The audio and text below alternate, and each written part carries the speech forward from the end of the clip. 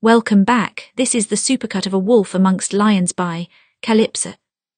Don't forget to like this video if you enjoy, and subscribe for future stories. Please check the description for a full list of tags, and the link to drop a kudos for the original author. With that out of the way, let's get started. Chapter 103, Turning Tide. Every child at one point or another saw their parents as both immortal and unimpeachable. It was in the first, simple years of life before one understood that every person in the world made mistakes and eventually died. Jaime's mother had taught him that parents were not immortal. His father taught him that parents were not impeachable. But Jaime supposed he hadn't fully learned the lesson. His mother did not have time to reveal her flaws to him before she died, and his father, even after all of these years, it had seemed his father could not be killed. He seemed like the kind of person who could meet death and tell him no. How was he supposed to accept this then? How was he supposed to watch as his father walked toward arrest and execution and do nothing? Tyrion had to run as best he could to keep up with his long strides. Jaime, please slow down. I don't want to talk, Jaime said. Not to you or him. Both of you knew about this deal and didn't tell us. I know, Tyrion said. Father didn't think it would be wise. And since when do you listen to father? Jaime whipped around to face him. You've made a sport of defying him for years. You became the hand to a Targaryen for God's sake. But when it comes to him planning his own death, you meekly accept. His jaw tightened. Perhaps because this is what you've always wanted. I do not want him dead, Tyrion snapped. It wouldn't be so strange if I did. Not after how he's treated me all of these years. Belittling me, denying me a birthright that you didn't want, exiling me for a crime I didn't commit. Treating me like a monster for something I couldn't control. I should want him dead. Tyrion stopped swallowing hard. But I don't. Isn't that the most awful thing in the world, that after everything else he's still my father and I don't? He shook his head. I never expected this, Jaime, truly. I didn't expect him to offer his life. There was too much naked emotion in Tyrion's eyes for him to be lying. Jaime knew that, but still his remaining hand curled into a fist. You suspected that Daenerys would put him to trial though, didn't you? That's what the Dornish wanted. What did you think would happen? That we would go to war? Yes, I thought that would happen, Tyrion said. Understand that before the Dornish joined Daenerys, I thought I might be able to argue for father's life in some capacity. Exile perhaps, or the Wall. But then the Dornish became one of her only Westerosi allies and she had to honour their one request. So yes, I thought it would come to war. We're lucky that father found another way. By offering the life she would have taken anyway, Jaime ran a hand through his hair. Do you still think she's a good queen? I do, Tyrion said. I don't pretend that she's perfect. She has a great deal to learn, but keeping promises to allies, seeking justice, these are qualities of a good ruler. It's just that it's personal for us. Personal feelings are the enemy of good politics. Now you're sounding like father, Jaime murmured. Tyrion exhaled. I'm not sure if I should be flattered or irritated by that comment. Whichever you please, he was an effective hand even if he wasn't a good man. Jaime rubbed a hand over his face. I know I can't stop him. I've never been able to stop him or convince him of anything once he made up his mind. I just wish. He trailed off. He didn't know what he wished exactly. For an easy answer, perhaps, or a kinder future. Tyrion gave him a sad smile. So do I. Jaime returned to his room later that night after he spent a great deal of time aimlessly wandering the castle. Arya was there when he arrived, sitting on the window sill, staring absently out into the dark. He could tell by her eyes that she had been crying but had stopped some time ago. She turned to look at him, her mouth opening just slightly as she tried to think of something to say. Nothing came. It was a strange thing that she seemed as devastated by this news as Jaime. After all, she had begun her relationship with Tywin as a hostage. He had kept her from her family and forced her to marry into the Lannisters in order to further his legacy. And yet... Well, he had never truly understood the connection between his father and Arya. Only that he cared about her, and that she, despite all logic and reason, cared about him in return, like a daughter cared for an imperfect father. And like Jaime, though she had known Tywin was not unimpeachable, she had not truly realised that one day he would die. Jaime moved forward as she slipped off the window sill, drawing her into his arms and holding her close. She didn't cry. She just buried her face into his shoulder and clung to his tunic. They didn't say a word, because in that moment none of them seemed right. Tywin did not sleep that night. He did not even return to his room. He stayed in the office of the Hand from dusk until dawn, attending to his affairs, making sure that everything was in its proper place. He had always been a rather meticulous person, and that trait came out in full force as the night wore on. Perhaps it was to distract himself from the next day. Perhaps he just didn't like the idea of leaving things out of order. He first entered this office when he was in his 20th year, a lifetime ago now, and he had served as Hand for 3 kings, 4 if one counted Stefan and Queen Margaery. It was more than any other man could say. So much had changed, so many kings had died, Tywin had outlived them all. He was not afraid. That was not the word for the emotion in his chest. He was not sure it had a name. He did feel strangely calm, but it was not an easy calm. It was the kind of peace he imagined most men achieved when they accepted death as inevitable. The hours passed slowly at times, quickly at others. In the early morning he found himself sitting at his desk, turning a quill in hand, knowing he had no more letters left to write. That was a strange thing. When the sunlight filtered through the eastern windows, he sighed. It was almost time. Slowly he stood, surveying the room to make sure there were no more pressing matters to which to attend. Then he slipped off his pin of the hand, placed it at the centre of the desk, and left his office for the last time. It was the most crowded Tywin had ever seen the throne room, except perhaps for during coronations. Every lord and lady in King's Landing wanted to know where their country would proceed from here. Surely many of them were nervous. After all, they knew that Daenerys had not just come to Westeros to help. She desired the throne. They wondered what would happen if she pressed for her right to rule the 7 kingdoms. They wanted to know what would happen if Margaery or Tywin resisted. Amongst the nervous crowds, Jon Snow looked especially out of place. He had donned some less northern garb, though he kept the dark colours of the Night's Watch which he had left. Ned Stark had been lucky that the boy was born with such northern features. How would he have hidden the child if he was born with silvery hair or violet eyes? It was incredible to Tywin that Ned had managed to hide the child at all, right under his best friend's nose. Perhaps that was why Tywin had not quickly recognised Rhaegar in Jon's solemn face. But after he heard of him riding a dragon, supposedly with the aid of his younger brother, it clicked in his mind. He was annoyed he had not seen it before. He had at one point known Rhaegar Targaryen rather well. He would have made a good enough king, Tywin thought. I hope his sister favours him more than her father. He circled the room, approaching Jon where he stood up against the wall, away from most of the others. Lord Snow. Jon glanced sideways at him. Lord Lannister, can I help you? No, I just wanted to get a closer look at you, Tywin said. You do look a great deal like your father. I have the northern features, Jon said. Yes, but that's not what you got from your father, is it? Jon caught the meaning in his tone, and his eyes widened just slightly. He did not reply. He knew better in a large crowd. I knew him well, Tywin said. I thought your face looked familiar when I first saw you. Now I know why. I'm just a bastard, Jon said. Not according to some, Tywin said. But don't worry, I'm not asking you to claim your birthright here and now. That could start a war. Jon's shoulders relaxed, but only slightly.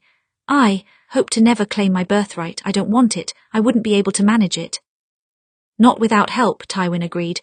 I don't think your temperament suits the station, but it would make you better than some. The Mad King, for instance. Anyone was a better choice than him. Jon rubbed his hands together, as if he was cold, though Tywin knew that was not true. I'll take your word for it. There are some worries about his child. Naturally, Tywin said. It's hard to tell now which way she will go. For a while she may be fine, in a few decades. It's hard to say. Madness is a strange and sudden thing. I agree, Jon said, but why are you telling me this?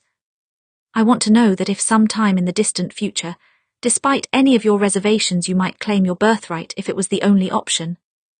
The only option? Jon asked. Yes. I'd hope not to live in a world where I was the only option, Jon said. Last time I held a position of authority, my men murdered me. Room for improvement then, Tywin said. Would you do it if your sister asked? He did not need to specify which sister. He knew exactly which one was closest to her brother, and which one he would protect at all costs. Jon's jaw tightened. I will always stand with my family, my real family. Good, Tywin said. That's all I wanted to know. Jon, after all, was perhaps the most important piece Tywin was leaving on Arya's board. An impulsive player might reveal him too early in a desperate attempt to win the game. But no, Tywin knew he was in an unwinnable situation. Using a powerful piece like Jon would just waste a perfectly good strategy. Better that Arya keep him close, keep his identity in the back of her mind, wait for the proper moment. She would decide when that proper moment was, but she had shown him yesterday that she would not hesitate to put her brother on the throne if it was necessary. If she was willing to do that to save him, what more would she do to save her family from a dangerous ruler? Perhaps that was why he felt such an odd sense of calm. If he was leaving his legacy in worse hands, he might force a war, but there was no need to be hasty when Arya was only just beginning her game.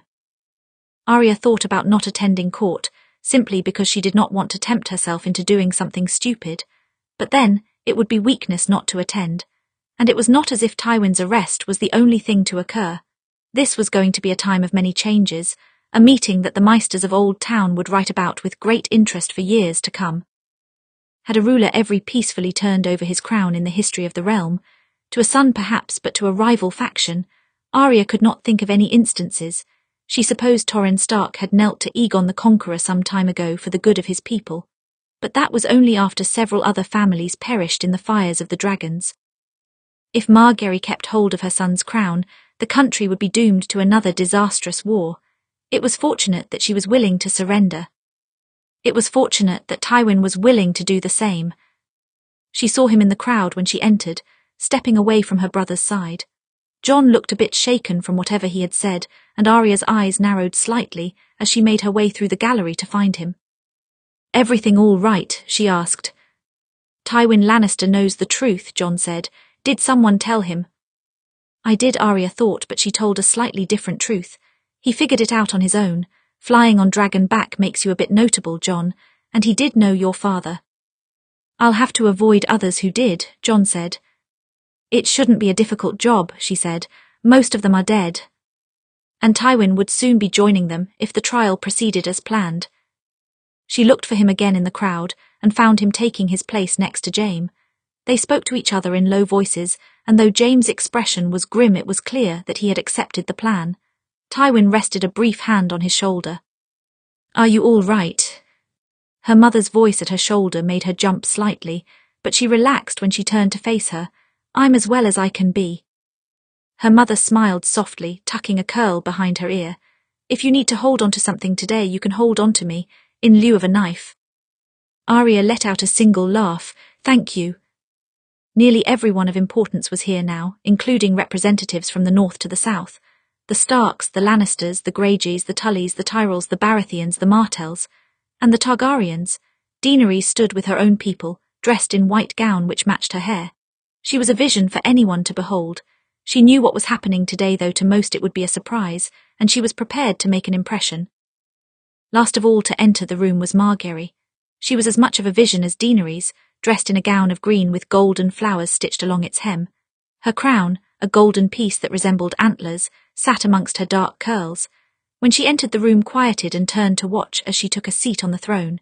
It was usually the Lord Protector that would sit there, but it had become a common seat for Margaery whenever Tywin was away dealing with the long night and its aftermath. She was graceful as ever, and if she was concerned at all about the day, she did not show it. Her expression was utterly serene. "Many of you have come today," Margaery said. "I'm glad. The country has survived a seemingly insurmountable conflict. Without all of you providing resources and working together with friends and enemies, we would have no chance. This is the mark of a new age in Westeros. The winter isn't over, but hopefully it will be a peaceful one."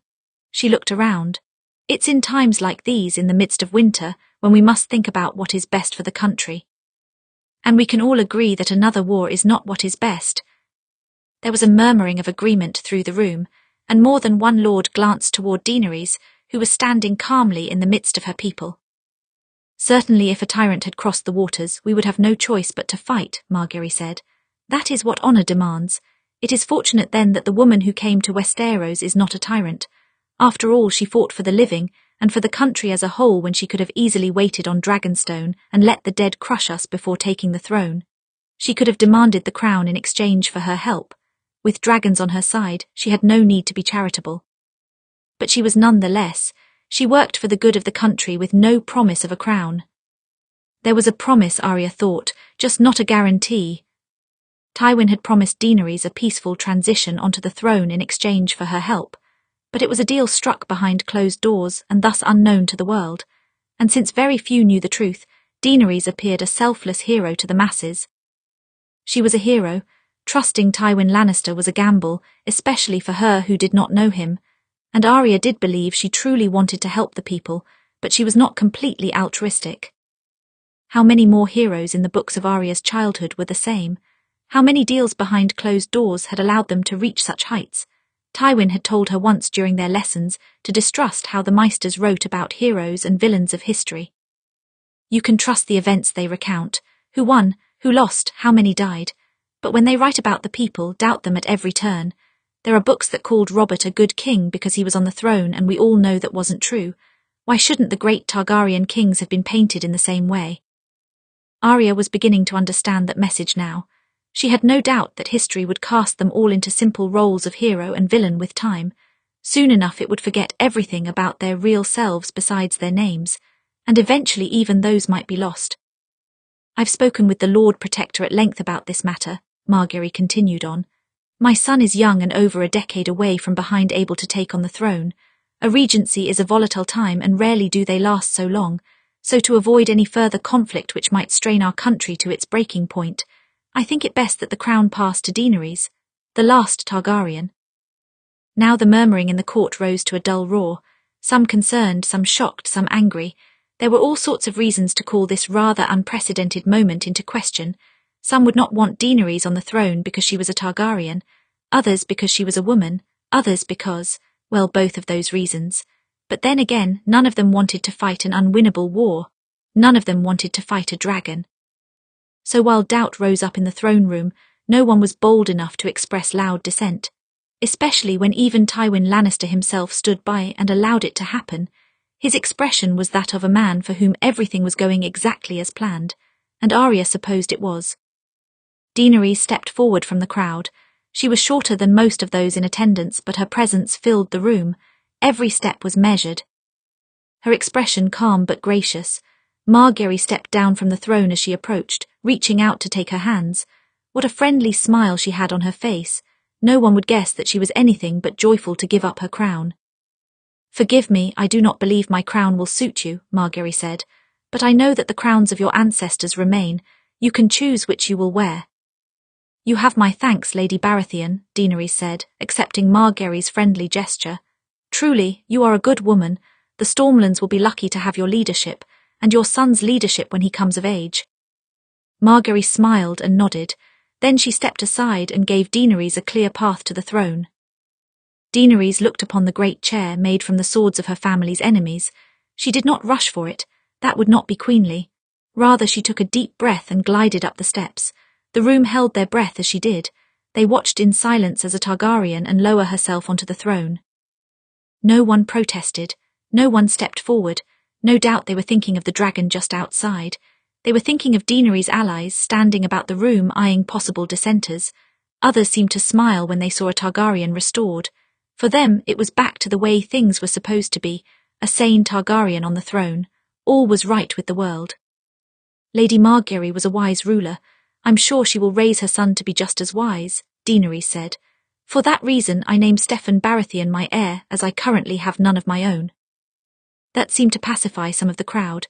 Daenerys' willingness to recognize the boy in such a way and guarantee some sort of line of succession calmed them, and it once again showed how gracious she was, not grabbing for the throne, not clutching at power and casting down the previous rulers. Tyrion advised her to do it to gain more favor with the Baratheons and the Tyrells, Arya recalled. It's another deal struck behind closed doors. All of you have fought long and hard for Westeros, Daenerys said. I'm sure my sitting here makes some of you nervous. After all, many of you belong to families which fought against the Targaryens in Robert's rebellion. She let the statement hang in the air for a moment, and the lords shifted back and forth, glancing between each other. But I do not mean to punish you for that. You rose up against a tyrant who had lost control of his mind. It was the best thing for the people of Westeros.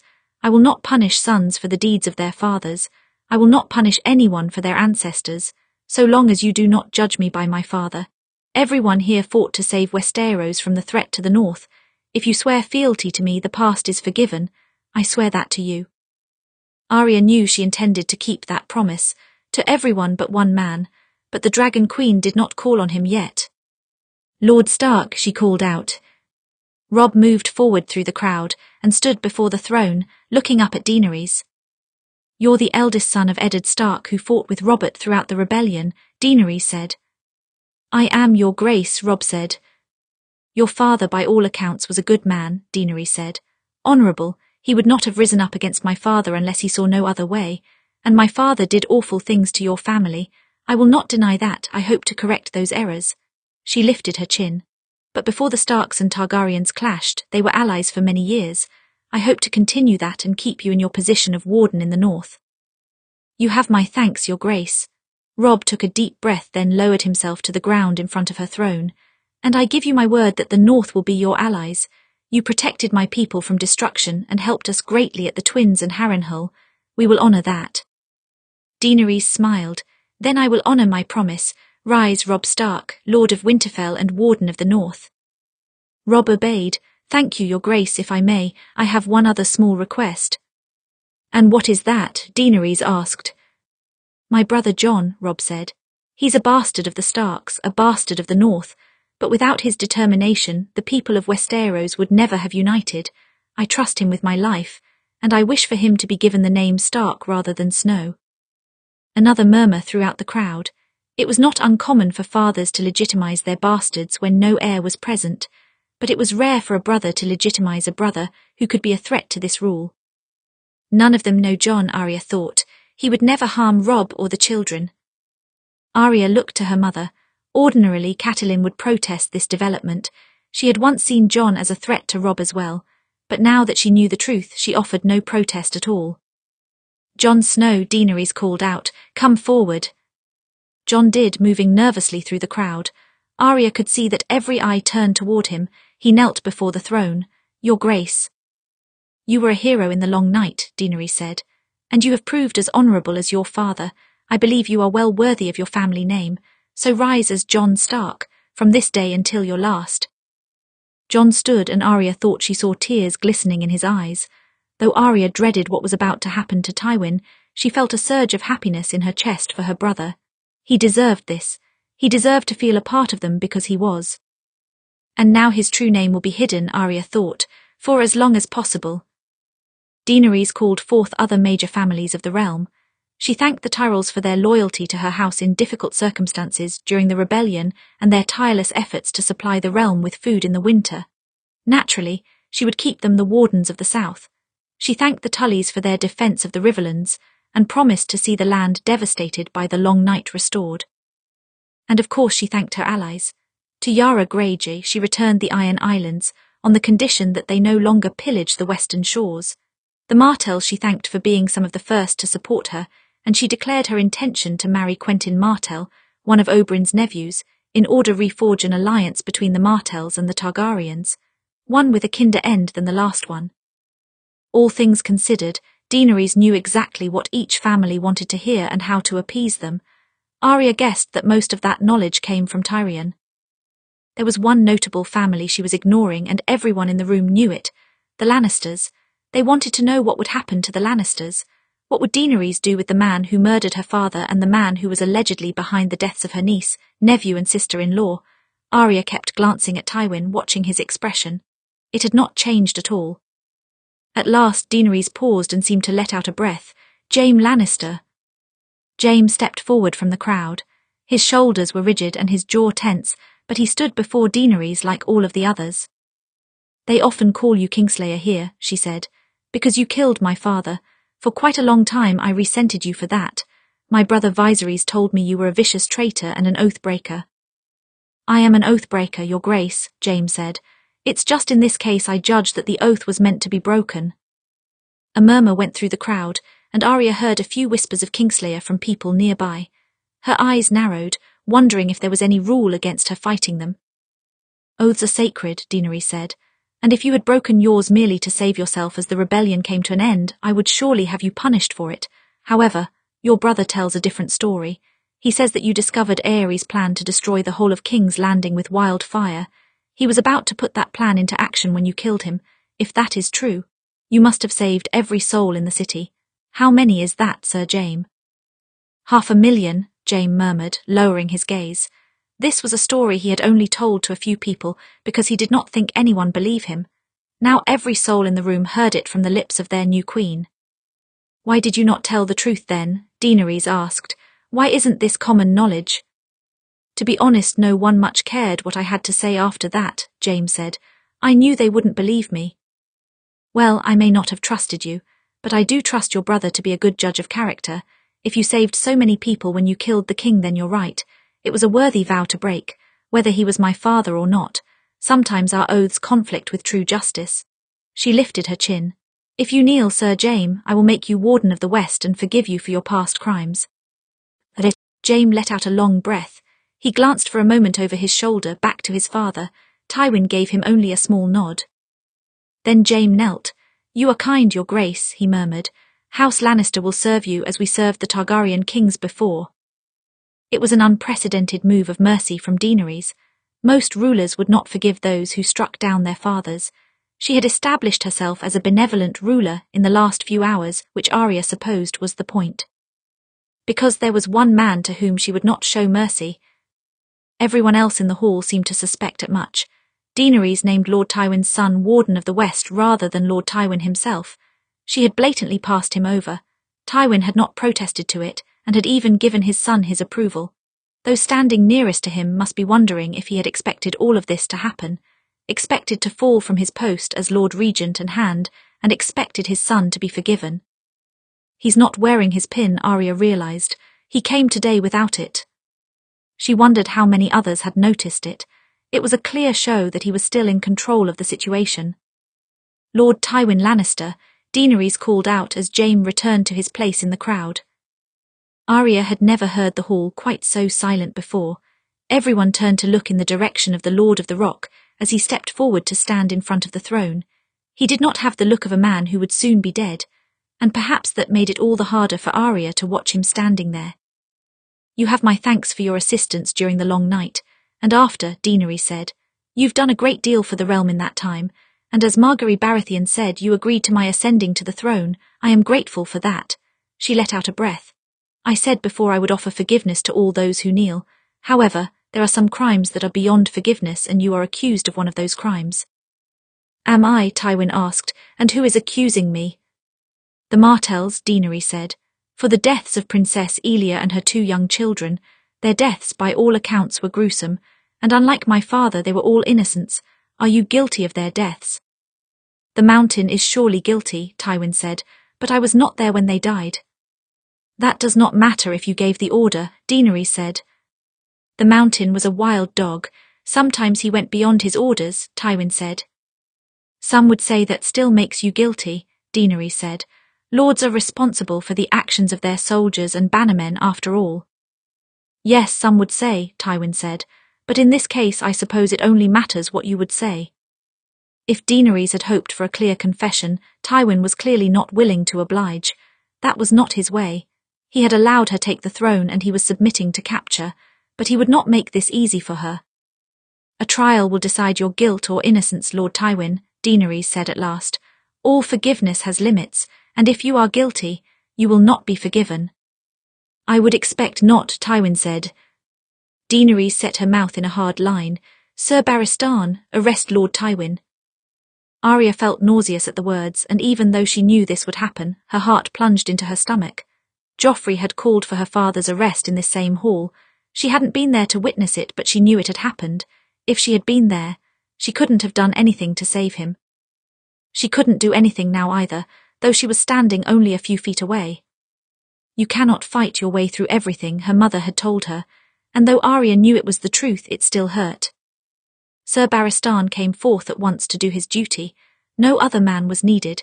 Anyone knew that Barristan was legendary with a blade, and he was perhaps the only man brave enough to arrest Tywin Lannister. Arya closed her eyes so that she did not have to see him cuffed. Every nerve in her body was burning, telling her to fight, to push forward through the crowd, and to stand between Tywin and the others. But she couldn't. Instead, she gripped her mother's hand as tightly as she could. Then she opened her eyes again and lifted her chin just in time to see Tywin exit the hall. She knew the people would be looking to her, to Jaime, to Tyrion. They wondered if any of them might protest or fight back. They wondered if anyone might start a war, or at the very least they would be looking for weakness in every Lannister face. Arya would not give them her weakness. She would not give them her tears. She simply turned from the closed door to look at Daenerys. The Queen was studying her, perhaps curious at her reaction. Arya gave her none. She stared straight back at the Dragon Queen, her gaze as cold as winter ice, and in her heart she hoped it made the new Queen shiver. Chapter 104, The Trial. Tywin could not be immediately tried for the deaths of Rhaenys and Aegon Targaryen and their mother. There were many details to see to before the trial. First, Daenerys had to be officially coronated by the High Septon as Queen of the Seven Kingdoms. She did not take the crown of any of her ancestors, but rather a crown of her own which she had brought across the narrow sea. It was wrought in the shape of a three-headed dragon, and each of the heads had the colouring of her own beast. One onyx, one ivory, one jade. She was crowned in the dragon pit with her two great beasts standing behind her. It was a moment that Arya expected to be painted or carved in stone someday. Daenerys certainly looked like a queen, the last Targaryen returned to Westeros. Almost the last, Arya thought, glancing at Jon. She noticed that the green dragon kept looking to him during the ceremony, picking out his one-time rider in the crowd. If Jon tried to mount him again, would he let him? She wondered. It would be an intriguing question for another time. After the coronation, there were many other matters to see to. Judges to be selected, witnesses to be called. Both provided obstacles for the new queen. She would be one of the judges, of course, and Oberyn Martell would be the second. It made the third pick entirely redundant because whoever sat the chair would not convince the other two to stand down. That had not been part of the arrangement. But still, Daenerys' pick of a third judge was important for the benefit of the public. She would need to choose a member of another well-known family who was not her ally before she came to Westeros. A Lannister was out of the question. None of them, not even Tyrion, would be asked to judge their patriarch for murder. The former Queen Margaery also respectfully declined the honour, not wanting to judge the trial of her previous hand. Eventually, Robb was asked, and he requested time to consider the matter. He used that time to come to Arya to ask what she thought. "It seems the outcome of the trial will be the same no matter the judge," Robb said. "He will be declared guilty, but I can at least argue for the wall as opposed to execution. The Night's Watch will need strong leadership." "I don't think you'll convince them to lessen the sentence," Arya murmured, "but I appreciate that you would try." "I can turn down the position," Robb told her. "Daenerys asked me because I'm Ned Stark's eldest son, and father wanted Tywin punished for his actions. That and it shows the new alliance between the Starks and Targaryens, but I will refuse it if you ask me." Arya's mouth twitched. No matter how Robb felt about Tywin, he understood that Arya's feelings were more complex, and she knew he must feel conflicted about being positioned against a recent ally. "No, accept it. There's always a small chance you could convince the Queen, or at the very least make her doubt." And then there was the matter of witnesses. Most of the major players in Robert's rebellion were long dead. That included the guilty parties, the Mountain and Amory Lorch, Robert Baratheon, many of the others in the castle, and even Arya's father. Jaime was one of the only ones left from those days, and he was inside the keep at the time of the murder. He had been called to bear witness, but he wouldn't say anything against Tywin, not even if he did know the truth. Tyrion had refused to be a witness as well, claiming that he was only a child at the time of the events, and therefore his testimony was useless. But Arya could not help but wonder if Tywin had ever let some part of the truth slip to him. Perhaps Tyrion did not want to be put in the position where he was forced to confess against his father. At least Daenerys had been kind enough to allow him to abstain. Margaery had agreed to appear as a witness, though she had not yet been born at the time of the rebellion. She had worked closely enough with Tywin for opinion to have merit. Arya had been called to testify for the same reason. Either of them could have heard some piece of a confession from him at one time or another. Arya had wanted to refuse. She did not want the judges to try to ambush her into saying something against him, but Tyrion told her that her time as a witness need not be drawn out. "They want to speak with you because he may have given you a confession at one time or another," Tyrion said. "Simply say he never spoke of the matter, and that will be the end of it." "I'm not worried about that," Arya said. "Lord Tywin has never given a direct confession to me. I would not even be lying. I'm worried I won't be able to hold my tongue on other issues." "Fair enough," Tyrion said. "I'll encourage Daenerys not to question you too thoroughly." Arya knew they must have found other witnesses as well. Perhaps servants who had remained quietly in the castle, never daring to speak up, or guards who witnessed the carnage and its aftermath. It was not impossible. After all, Arya was almost certain Tywin was guilty. He may not have ordered the brutality of the murders, but he most assuredly wanted the children eliminated. This was not a baseless accusation. Tywin was just fortunate that there was not a great deal of hard evidence against him. Not that it mattered. Evidence or no evidence, witnesses or no witnesses, Daenerys would find him guilty. But if her verdict seemed questionable, that might cause doubt amongst the lords. They may not speak up against her, but they would whisper in private. And that's what Arya ultimately wanted. Even if she could not save Tywin, she did not want him to be an easy villain to Daenerys' flawless hero. They did not throw him in the black cells. Tywin imagined they knew better than that. The Lord of Casterly Rock had to be treated with a certain degree of respect, especially when his guilt was not assured. So he was allowed to wait in his quarters under guard. It was more lenient than most prisoners would be allowed, perhaps because Daenerys did not suspect him of foul play. He had kept up his end of the bargain after all. He had helped her take the throne peacefully. She never would have managed such a smooth transition without him, without the letters he sent to so many of the lords of Westeros, pacifying them in some way, without the work he had done before, during and after the long night to make sure that no one would make trouble. They were settled enough to accept her without a fight, but they were doubtful enough that she would have to prove herself if she wanted to keep the throne. And if she doesn't prove herself, she'll find herself on unsteady ground. But even as he waited for his trial, there were a few other matters he had to attend to, and one of those matters involved Varys, the spider. Tywin had a sense he would earn a visit from the man. Varys, after all, was also on uncertain ground since Daenerys arrived. He had served her father. Then he served Robert Baratheon and informed on the woman and her brother for many years. She had not yet decided his fate, but unless Varys found some way to make himself useful, he would at the very least be ejected from the small council, and perhaps worse. Most people did not care what justice a eunuch from across the narrow sea received. "Lord Varys," Tywin said when the man entered one early morning, "this is a surprise." "I doubt that, my lord," Varys said. He looked around the room. "Your prison seems suitable, much better conditions than Lord Stark received." "Well, Daenerys Targaryen isn't Joffrey." "No, thank the gods," Varys said. "With any luck she won't become her father either." "Do you think there is danger of that?" "There is always danger when Targaryens are involved, my lord," Varys said, circling the room. "Not all of them are mad, but when they aren't they are cruel or stupid or arrogant, or all three at once. I can count on one hand the number of Targaryen rulers who were good for the realm. I hope very much that Daenerys Targaryen will be among them." Tywin studied the man carefully. "Did you help her, Lord Varys? I suspected for a long time that she must have some friends in Westeros. It was the only way she could have avoided Robert's assassins for so long." "I informed on her for King Robert," Varys said, "and sent some of those assassins." "That doesn't answer my question," Tywin said. "You can tell me. At this point I am marked for death and I have no more power in the courts. We may as well be honest with each other." A little smile twisted at Varys' lips. "Yes, I suppose if you were to tell the Queen it would only benefit my situation. I wouldn't say I helped her, but I considered her a favourable option at one point or another, someone who could bring stability to the unstable kingdoms. The War of 5 Kings broke the realm, and it seemed the only way to unify them again was to bring a Targaryen from across the seas to reclaim the throne." "Reasonable," Tywin said. "What changed?" "The realm stabilised," Varys said.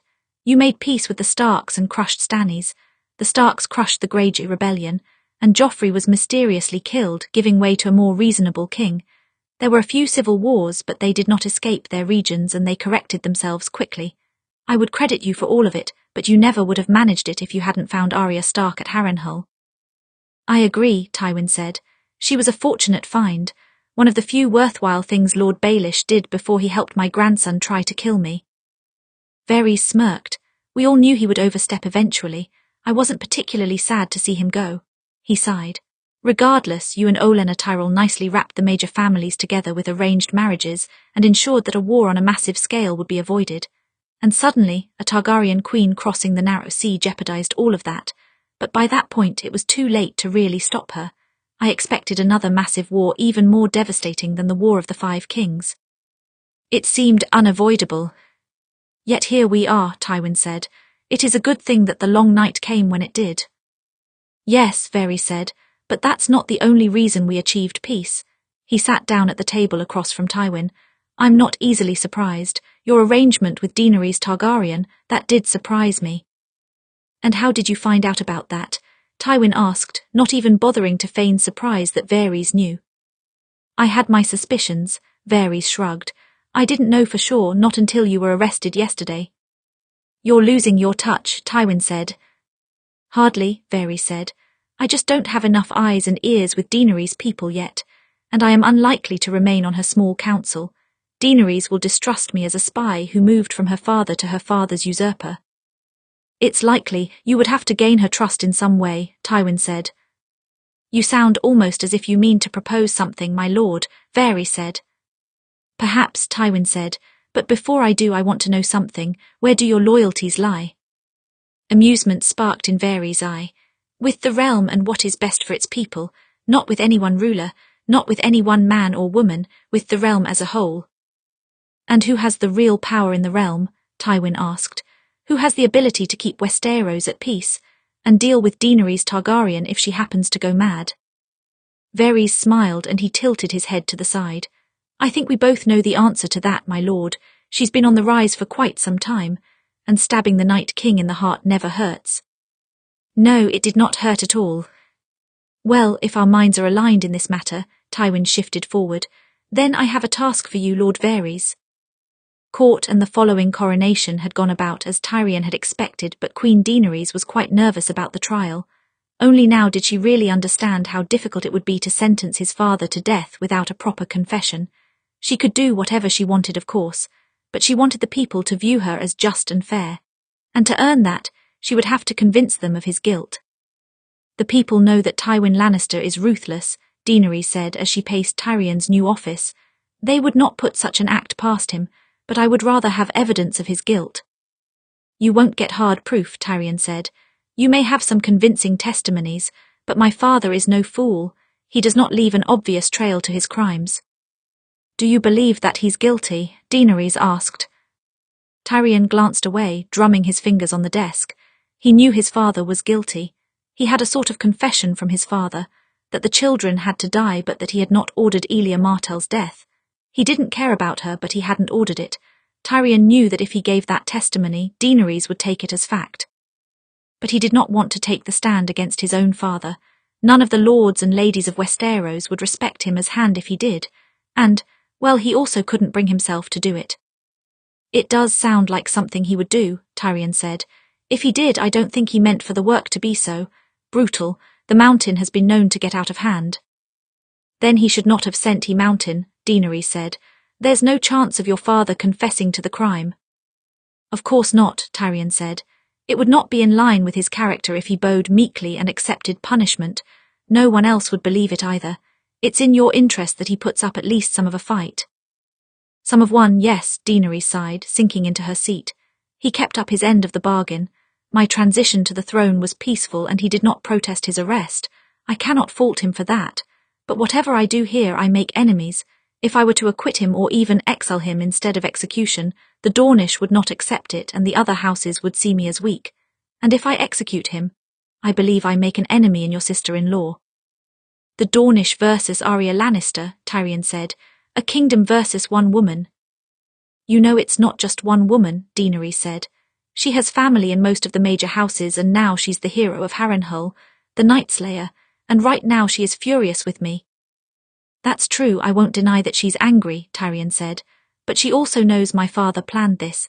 He told her as much, which means he also convinced her to stand down and let this go through. She won't make trouble. I hope so, but I had my doubts about putting her as a witness, Daenerys said. Prince Oberyn suggested she might know something, so I thought it best to be thorough. I wouldn't let her stay up there for too long, Tyrion said. Let's put it that way. I thought you said she wouldn't make trouble. She won't, just don't tempt her. Daenerys glanced away, resting her chin against her fist. The look she gave me in the hall, she did not seem like someone who wanted peace then. Oh, I guarantee she's looked at my father like that before, Tyrion said, and you see where they stand now. Daenerys gave him a tired smile. She was no fool. She knew that she would have to prove herself to the realm if she wanted to keep this seat. Her actions during the long night helped, as well as the endorsement from Margaery Baratheon, but the people were uncertain, doubtful, afraid of a new Targaryen queen. Tyrion had his own doubts about her, and he blamed his Lord Father for that. He had expected for him to say that Aerys and Daenerys were very different from each other, but their similarities were just numerous enough to be troubling, if Daenerys did go mad. "Thank you for your help, Tyrion," Daenerys said. "I know I made the right choice of a hand. Your father gave me the throne, you will help me keep it." Tyrion gave her a small smile. A knock came at the door and Daenerys stood. "Come in." Varys slipped through the door, his hands folded into his sleeves. He bowed low before Daenerys. "Your Grace, I do not believe we've had the pleasure." "No, but I have heard of you," Daenerys said. "Varys, yes, I believe you helped Tyrion cross the narrow sea after he was exiled." "I did," Varys said. "You also, if I recall, sent more than one assassin after me," Daenerys said, a cool note creeping into her voice. "You are correct," Varys said. "At the time I served a king who wanted you dead." "Lord Varys did not bear you ill will," Tyrion spoke up. "In fact, he was often in contact with Illyrio, your benefactor in Pentos. If he had truly wanted you dead, he could have reached you there." "Lord Tyrion speaks truly," Varys said. "I did my best to survive in the tumultuous political climate, whispering in many ears." "And now you wish to whisper in my ear," Daenerys said, "and retain your position." "I would," Varys said. "And what reason do I have to trust you?" Daenerys said. "You've turned on so many other rulers, why not me?" "I have not turned on rulers," Varys said. "I did my best to survive your mad father while he burned many of his enemies and allies on a daily basis. I made myself useful to Robert, but he was killed by a boar. I served both of his sons and had nothing to do with either of their deaths. Each time I served faithfully. But I confess I did not care for any of their names and rights to the throne. Everything I did for the stability of the realm. That's all that I want." "And now you have it," Daenerys said. "You must be pleased." "I am," Varys said, "and it would please me to help you keep that peace. I understand if you might have your doubts, but I am willing to help you with a certain dilemma." "And what is that?" Daenerys asked. "Tywin Lannister," Varys said. "I know for sure that he is guilty and I can testify against him." Tyrion's eyes narrowed and Daenerys seemed rightfully suspicious. "If he is guilty, why have you not spoken before now?" "Lord Tywin was the true power in the realms ever since Robert died, and even before that his daughter was queen and Robert let him go free. Until now my information has been useless," Varys said. "Now it's not." "And what would you like in return for this information?" Daenerys asked. "I know you do not offer it freely." "Only to continue to sit on the small council as your master of whisperers," Varys said. "I've always been quite good at collecting important information. This is simply one example of how I can help you." Daenerys tapped her fingers against the arm of her chair. "I'll hear the information first before I decide."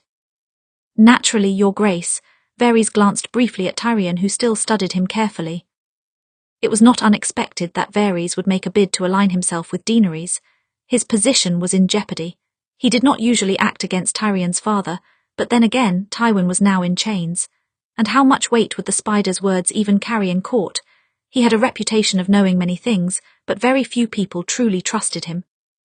But it was Daenerys who made the decisions in the end, and she had already in her mind ruled Tywin guilty. Any evidence she received just helped her case against him, even if it was from Varys. The morning of the trial, Arya dressed to make an impression. To the people, she was not only a Stark turned Lannister, she was the one who had slayed the Night King. She had already heard many titles thrown around between the lords and ladies. Nightslayer, Winter's Bane, Hero of Harrenhal. In court today, they would look to see a woman who fit those titles. Sansa helped her with that. She had always had more of an eye for clothing than Arya. Her tunic and breeches were a plain dark grey, though mostly covered by a deep crimson gown. The fabric split at the waist, usually meant to allow for ease of movement and riding. Arya simply felt more comfortable in this style. It meant she had no fear of tripping over a too long hem. Golden vines were stitched along the hem and sleeves with many jagged edges like thorns. But her sister had done her hair in the northern style. Even with that, it was the most Arya had ever looked like a Lannister, except perhaps on her wedding day. "Thank you for this," Arya said. "I could have asked a handmaid, but—" They wouldn't have known to do your hair this way, Sansa said. I'm happy to help. I'm sure you should be spending more time off your feet, Arya pointed out. Her sister's stomach had grown swollen as the moons passed. She would be a mother in a short time. No, I hate to sit all day long, Sansa said. Besides, I would rather be there today. Arya nodded once. Do you plan to plead for his life? Sansa asked. I won't plead, Arya said. He would be upset with me if he did. I'll speak for him though, it's the most I can do. I suppose pleading wouldn't do any good, would it? Sansa exhaled. I begged for father once after he was arrested. I fell to my knees in front of Joffrey and begged for his life, and Joffrey lied to me and told me he would be more merciful. I was a fool to believe him. You weren't a fool, Arya said. You were young and you tried to save him. We both did. Sansa circled to sit beside Arya, resting a hand on her shoulder. Father wouldn't have faulted us for failing, I'm sure. No, of course he wouldn't, Arya said, getting the feeling that Sansa wasn't truly talking about father. You've been talking to mother, I assume. Sansa exhaled but did not reply. It's all right, Sansa, Arya said. Believe me, I'm fine. I know, Sansa said, but even if you weren't, I understand and I'm here. Arya nodded once, resting a hand over her sister's where it rested on her shoulder. She let it linger for a moment, studying her reflection in the mirror. Then she steeled herself and stood. Shall we go? Arya had never attended a trial in King's Landing, perhaps because most trials were not worthy to go before the king. In fact, usually those who slighted a ruler did not get the benefit of a trial. Littlefinger, for instance. His trial was carried out quickly and quietly, and the sentence even more so. Tywin had not wanted a large audience for the man. Lords and ladies sat in chairs arranged at either side of the hall, and those who could not sit stood packed together as tightly as they could. No one wanted to miss the trial of one of the most notorious men in the Seven Kingdoms, after all. They left a long strip of open walkway from the door all the way to the wooden platform for the accused in the centre, just before the throne. The witness box was set off to the side. 2 chairs sat on either side of the throne for the other judges who had not yet taken their seats, but Daenerys already sat the Iron Throne, preparing to dispense justice. The doors to the throne room opened and Tywin entered, flanked by 2 guards. His wrists were chained together, but he did not carry himself like an imprisoned man. The way he walked, one could swear he was still in complete control. Arya began to pull at the 3 fingers of her right hand but forced herself to still. She would not show any nervousness today. No weakness. The other 2 judges took their seats. Robb, whose grim face showed that he did not particularly want to be there, and Oberyn, who had clearly been waiting for this moment for 20 years. Once they sat, Daenerys spoke. Tywin Lannister, Daenerys' voice rang out through the hall. You have been accused of ordering the senseless murders of Princess Elia and her 2 children Rhaenys and Aegon Targaryen. Are you guilty of this crime? No, Tywin said simply. You deny that you gave any orders to Sir Gregor Clegane and Amory Lorch? Daenerys asked. I do not deny that I gave them orders, Tywin said. I deny that I ordered them to kill the children or their mother. The Mountain disagreed with you, Oberyn spoke up. Before he died, he did confess that he was sent to kill all 3 of them. Considering the Mountain went beyond his orders, I would not be surprised if he misremembered them while talking to you, Tywin replied, especially if there was a spear in his stomach. The crowd around Arya shifted, murmuring in low voices. What were your orders then? Daenerys asked. The orders that they went beyond. I told them to secure the children, Tywin said, knowing that Robert Baratheon would want them when he arrived. I said nothing at all of their mother. Oberyn's eyes narrowed, as if you did not know she would be with them. It really was not my business where she was at what time, Tywin said. His voice was so cool and flat, almost as if this trial was inconsequential to him. Arya knew how much it must anger Oberyn to see Tywin so calm. Since Tywin refused to confess, the trial shifted into the testimonies. Margaery was the first called to witness as the former queen for whom Tywin had been hanged. She was as composed as ever, and even if Tywin had ever discussed his crimes with her, which Arya doubted, she gave no hint of knowing anything. I know very little about Lord Tywin's time as hand to Aerys or the aftermath, Margaery said. I saw him as hand to 2 kings and Lord Regent to my son. All I can tell you was he was effective at his job. All he did to keep the realm unified. So he never discussed the end of Robert's rebellion, Daenerys asked. It was irrelevant, Margaery said, except in the matter of the Aerys Targaryen's daughter crossing the narrow sea, but we only discussed the Mad King, not any of his grandchildren. Jaime's testimony also shed little light on Tywin's actions that day. After all, he had not been anywhere near the children when they were killed, but he was there in the city at least. I can't speak to what happened to the children, Jaime said. I know that my father wasn't there when they died. He was storming the city at the time. I recall a great many people died in the sack, Oberyn Martell said. Yes, a great many people died on the battlefield as well, Jaime said, and a great many people would have died in the ensuing siege. The Starks and the Baratheons would have starved the city to its breaking point, and the Mad King would not have relented. My father just made everything go a bit quicker. And was that brutality justified? Daenerys asked. Justified, I'm not sure. It would depend on who you asked, Jaime said. I know that your ancestors were responsible for atrocities just as great, roasting whole castles alive, setting fields aflame, but Aegon the Conqueror was considered a king when the flames died. He shrugged. It shortened the war. That's all I know, and a shortened war usually means less men dead. Daenerys' jaw tightened slightly at the comparison between her ancestors' actions and Tywin's sack of the city. Arya wondered how much real history she had been taught, or if she believed the simple heroic portrayals from all the songs. And he never spoke to you about the children, Robb asked. Never told you about his intentions. Never, Jaime said, and his voice was firm enough that Arya did not know if he was lying or telling the truth. And I was far away when they died, so I could not speak to the murder itself, only the aftermath. And you don't think your father capable of such a thing? Oberyn asked. Jaime stared him down, his lip curling just slightly. This trial isn't about what I believe, Prince Oberyn. I can only tell you what I know for sure. Daenerys let him step down then, before calling the next witness to approach. Lady Arya Lannister. At the sound of her name, all eyes turned on her. Arya drew in a slow, calm breath before she stood, striding toward the witness box. Her steps echoed through the hall and she forced them to remain steady and even. Calm, just like her expression. When she stepped into the box, she glanced for just a moment at Tywin. He held her gaze, and though his expression had not shifted, she could tell that he was worried about what she might say. Thank you, Lady Arya, Daenerys said. What is your relationship with Tywin Lannister? He's my father-in-law, Arya said. And before that you were his ward. I was. And what do you know of the crime of which he is accused? Stories and rumours more than any facts, Arya said. I have heard Prince Oberyn's version. I've heard my father's version. If you're wondering if Lord Tywin ever confessed to me, he did not. What was your father's version? Daenerys asked. He wanted Tywin tried for the crime, Arya said. But he stood down when Robert Baratheon, the king, did not seek punishment. The matter was over and done with. The crimes were not Robert Baratheon's to forgive, Daenerys said, given that he usurped the throne from the Targaryens. You praised my father days ago for standing up to a tyrant, Arya asked. Why is Robert Baratheon different? Because he should not have seated himself on the throne, Daenerys said.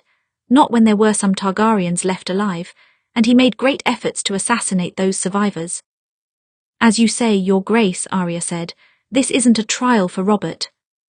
A few murmurs went through the court, though they quieted quickly. Arya kept her expression impassive. You say he did not confess, Oberyn said. Did he speak of his crimes at all? He said that his men got carried away, Arya said. He did not intend the final results of that night. And did he punish those men at all? Daenerys asked. I'm not sure. He did not kill them, but he may have punished them in some way, Arya said. However, when Oberyn Martell came north to King's Landing, he was very insistent on the Mountain's guilt. Because of that, Lord Tywin authorized me to allow Oberyn and the Mountain to meet, so that Oberyn could give him the justice he thought suitable. And as Prince Oberyn has said, he executed the Mountain. Justice was done. It was a last-minute play to appease my family, Oberyn said. Whether it was late or not, he did die for his crimes, Arya said. And confessed that Tywin sent him to kill the children. I wouldn't believe that confession, Arya said. At the time, the Mountain was in rebellion against the Lannisters. He allowed the Greyjoys to enter the keep, and Euron Greyjoy ultimately killed the king. It would be to his benefit to lie. More murmurs spread throughout the courts, this time louder. Arya did not look back, nor did she look at Tywin. She held Oberyn's gaze and did not lift her chin. She kept herself completely still as Daenerys ordered quiet throughout the room. But Oberyn was not done yet. They were not circling each other in a trial by combat, for Tywin had not allowed her to demand it, but they were still sparring with words in that moment, one in favour of Tywin and one opposed. If Lord Tywin were guilty for the crime of which he has been accused, would you condone it, Lady Arya? What I condone is not the subject of this trial, Arya said. I am not the judge. Humour me, Oberyn said. You're a Lannister now, but you were a Stark. Your father was one of those who called for Lord Tywin to be tried for his crimes. Do you disagree with him? That's unrelated, Robb cut in. Our father has been dead for many years now. He cannot give a testimony and you cannot ask her to give one for him. No, I'll answer it, Arya said flatly. Oberyn was trying to make this personal and she would gladly accept the challenge. My father wanted justice for the children, yes. He believed Tywin Lannister was behind it. I do not know how the court would have ruled. I do know that my father was not present for the orders nor for the deaths of the children. He could have been right in his suspicions, or wrong. I never discussed the matter with him because I was 11 when he died, and it was not a conversation for children's ears. We are of course sorry for your loss, Oberyn said, but what do you think he would say if he were alive today? I do not pretend to know, Prince Oberyn, Arya said. I cannot speak to the words of the dead. I can only speak to what I know of Lord Tywin. And what do you know of him?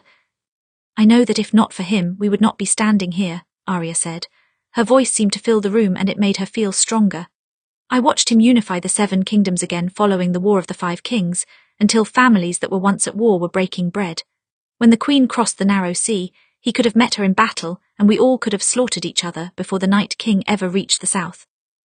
Instead, when she arrived, he made every effort to prevent war and discuss peace, because he took the threat to the north seriously. Because of the past several years of his efforts, we faced the Night King as a united force. That is the only reason we prevailed, even if I struck the final blow. She pressed her closed fist against her leg, fighting to keep her voice and her body steady as she turned back to look at Daenerys. I would never claim that he has not done terrible things. He has. He has a song for one of them, but we would not be having his trial today if not for him. We would all be among the dead. Daenerys studied her, and you think for that reason he should not be on trial. I did not say that, Your Grace, Arya said. Good and bad deeds don't wash each other out. I was only answering the question. She began to step down from the box, and Oberyn called out to her again. You were not dismissed, Lady Arya. Arya's gaze hardened and she turned back to look at Oberyn. Forgive me, she said in an icy tone. Do you have any more questions, Prince Oberyn? Perhaps he had another question in his mind, but Arya's gaze made him hesitate, and in those few seconds Daenerys stepped in. No, Lady Arya, you may step down. She nodded once, her gaze flicking from Oberyn to Daenerys herself. Then she turned and walked slowly back to her place in the stands. Only as she sat could she feel her hands trembling a bit. It had taken everything in her not to snap at Oberyn for bringing her father into this. She hoped that she had kept enough control. She had not had the heart to watch Tywin's expression as she spoke. That would have made it more difficult. There were a few other scattered witnesses that Arya did not know. A few servants and guards who had at least been nearby when it happened. One was able to describe the gruesome scene for the benefit of the court, and Arya saw many faces go pale. She did not blame them.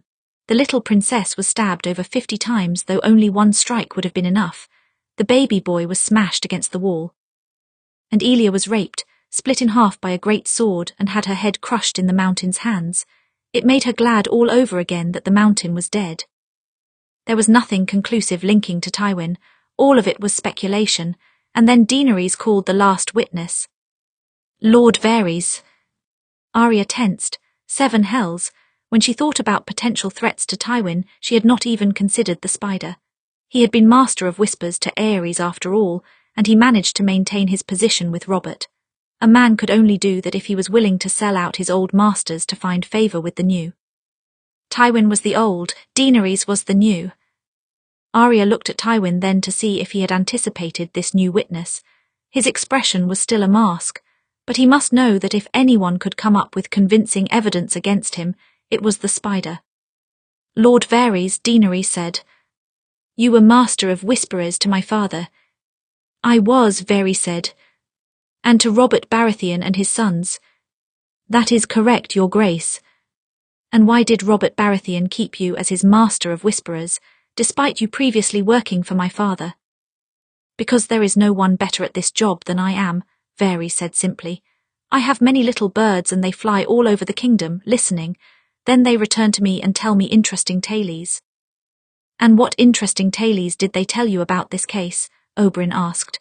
Arya could already see his mood was much improved. Many, Varys said. When he saw the bodies, Tywin Lannister was not upset by them in the least. In fact, all reports say that he was pleased. Generally, men are not pleased when their people go beyond their orders. So you believe he gave different orders? Oberyn asked. Oh, his words are as he says, Varys said. He spoke of securing the children, but my sources say that Tywin Lannister used similar wording in other situations. Every time he did, his men were clear on his intentions. So he clearly wished them dead then, Daenerys said. Oh yes, Varys said. He would not have given such a vague command if he had wanted the children alive. Tywin Lannister is usually quite exacting in his orders. I'm sure many here can say the same. The only exception is when he wishes to distance himself from a particularly heinous act. Arya swallowed hard. Varys was right on that count. She had received enough orders from Tywin to know that he was often very specific and left little room for interpretation. Giving an order like secure the children to the mountain, the guilt was clear. She knew that.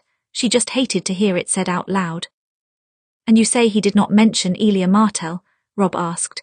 He had not asked many questions as a judge, and those he did were usually for clarification. No, my lord, Varys said. My sources say that Lord Tywin did reprimand the mountain for her death. Not that he cared particularly about her, mind you, but it meant that he had no chance of pacifying the Dornish. And you believe your sources reliable? Daenerys asked. As reliable as any other testimony here, Varys said. You see, there is no hard evidence on this case, only word of mouth. That is the trouble of holding a trial so many years after the fact. But yes, my sources are reliable enough. And why have you not come forward before now? Robb asked. If you were so certain of Lord Tywin's guilt in the past. I'm sure you can understand why, Lord Stark, Varys said. Lord Tywin has functionally been the man in charge of the 7 kingdoms for some time since the kings he has played hand to have been barely grown. Speaking out would not have found the children justice. It would only have lost me my head, so I waited. He nodded at Daenerys. Now the truth is yours to judge. Thank you, Lord Varys, Queen Daenerys said. That is all. The court was abuzz with noise again in light of this new testimony, wondering if Varys was right, wondering if he could be trusted at all. Arya let out a shaky breath. Regardless of how trustworthy he was, Varys had given the Queen everything she truly needed to judge Tywin guilty. Daenerys at last turned back to the accused. Arya looked to him as well. Varys' testimony did not seem to have shaken him, but then he was very good at keeping a stoic expression. Do you have anything more to say for yourself, Lord Tywin? Tywin looked up at her. I stand by what I said earlier. I did not order the deaths of the children. You can argue what I meant by my words and you can listen to the spider if you wish, but I did not explicitly order them killed, nor did I kill them myself, and I never mentioned Elia Martell. Her death was unnecessary. If it was unnecessary and your men disobeyed your orders, then why didn't you punish them more severely? Oberyn Martell asked. You are not the type of man to tolerate disobedience from your bannermen if what happened to the Rains is any indication. I did not punish them because it was ultimately to my benefit, not the death of Elia but the deaths of the children, because when I brought their bodies to Robert Baratheon, he smiled. There was a hush in the room, and Oberyn gripped the arm of his seat. Not for long, Tywin continued after he let his words settle. He caught himself quickly after, because he realized a heroic king was not supposed to smile at dead children, but if I had brought the prince and princess living to him, he would have killed them himself, or ordered their death. It may not have been as brutal, but it would have had the same result. He could only take the throne if every Targaryen was dead. He looked to Daenerys. And you should know well enough, your grace, that he spared no thought for the lives of Targaryen children. He sent assassins after you when you were little more than a child. Daenerys' jaw tightened, a clear sign that Tywin was right. Of course Robert didn't kill the children. My men did, Tywin said. I did not order it, but you have already insisted that I meant something more with my words. You have insisted that because I did not punish my men, I must be guilty. Perhaps you are welcome to believe it. Either way, I don't make a habit of regretting the past. I lived the life that I lived. Judge it as you will. His voice was so steady and calm even though he knew how this would end. No confessions, no pleading for mercy. He did not even pretend to regret the deaths of the 2 Targaryen children.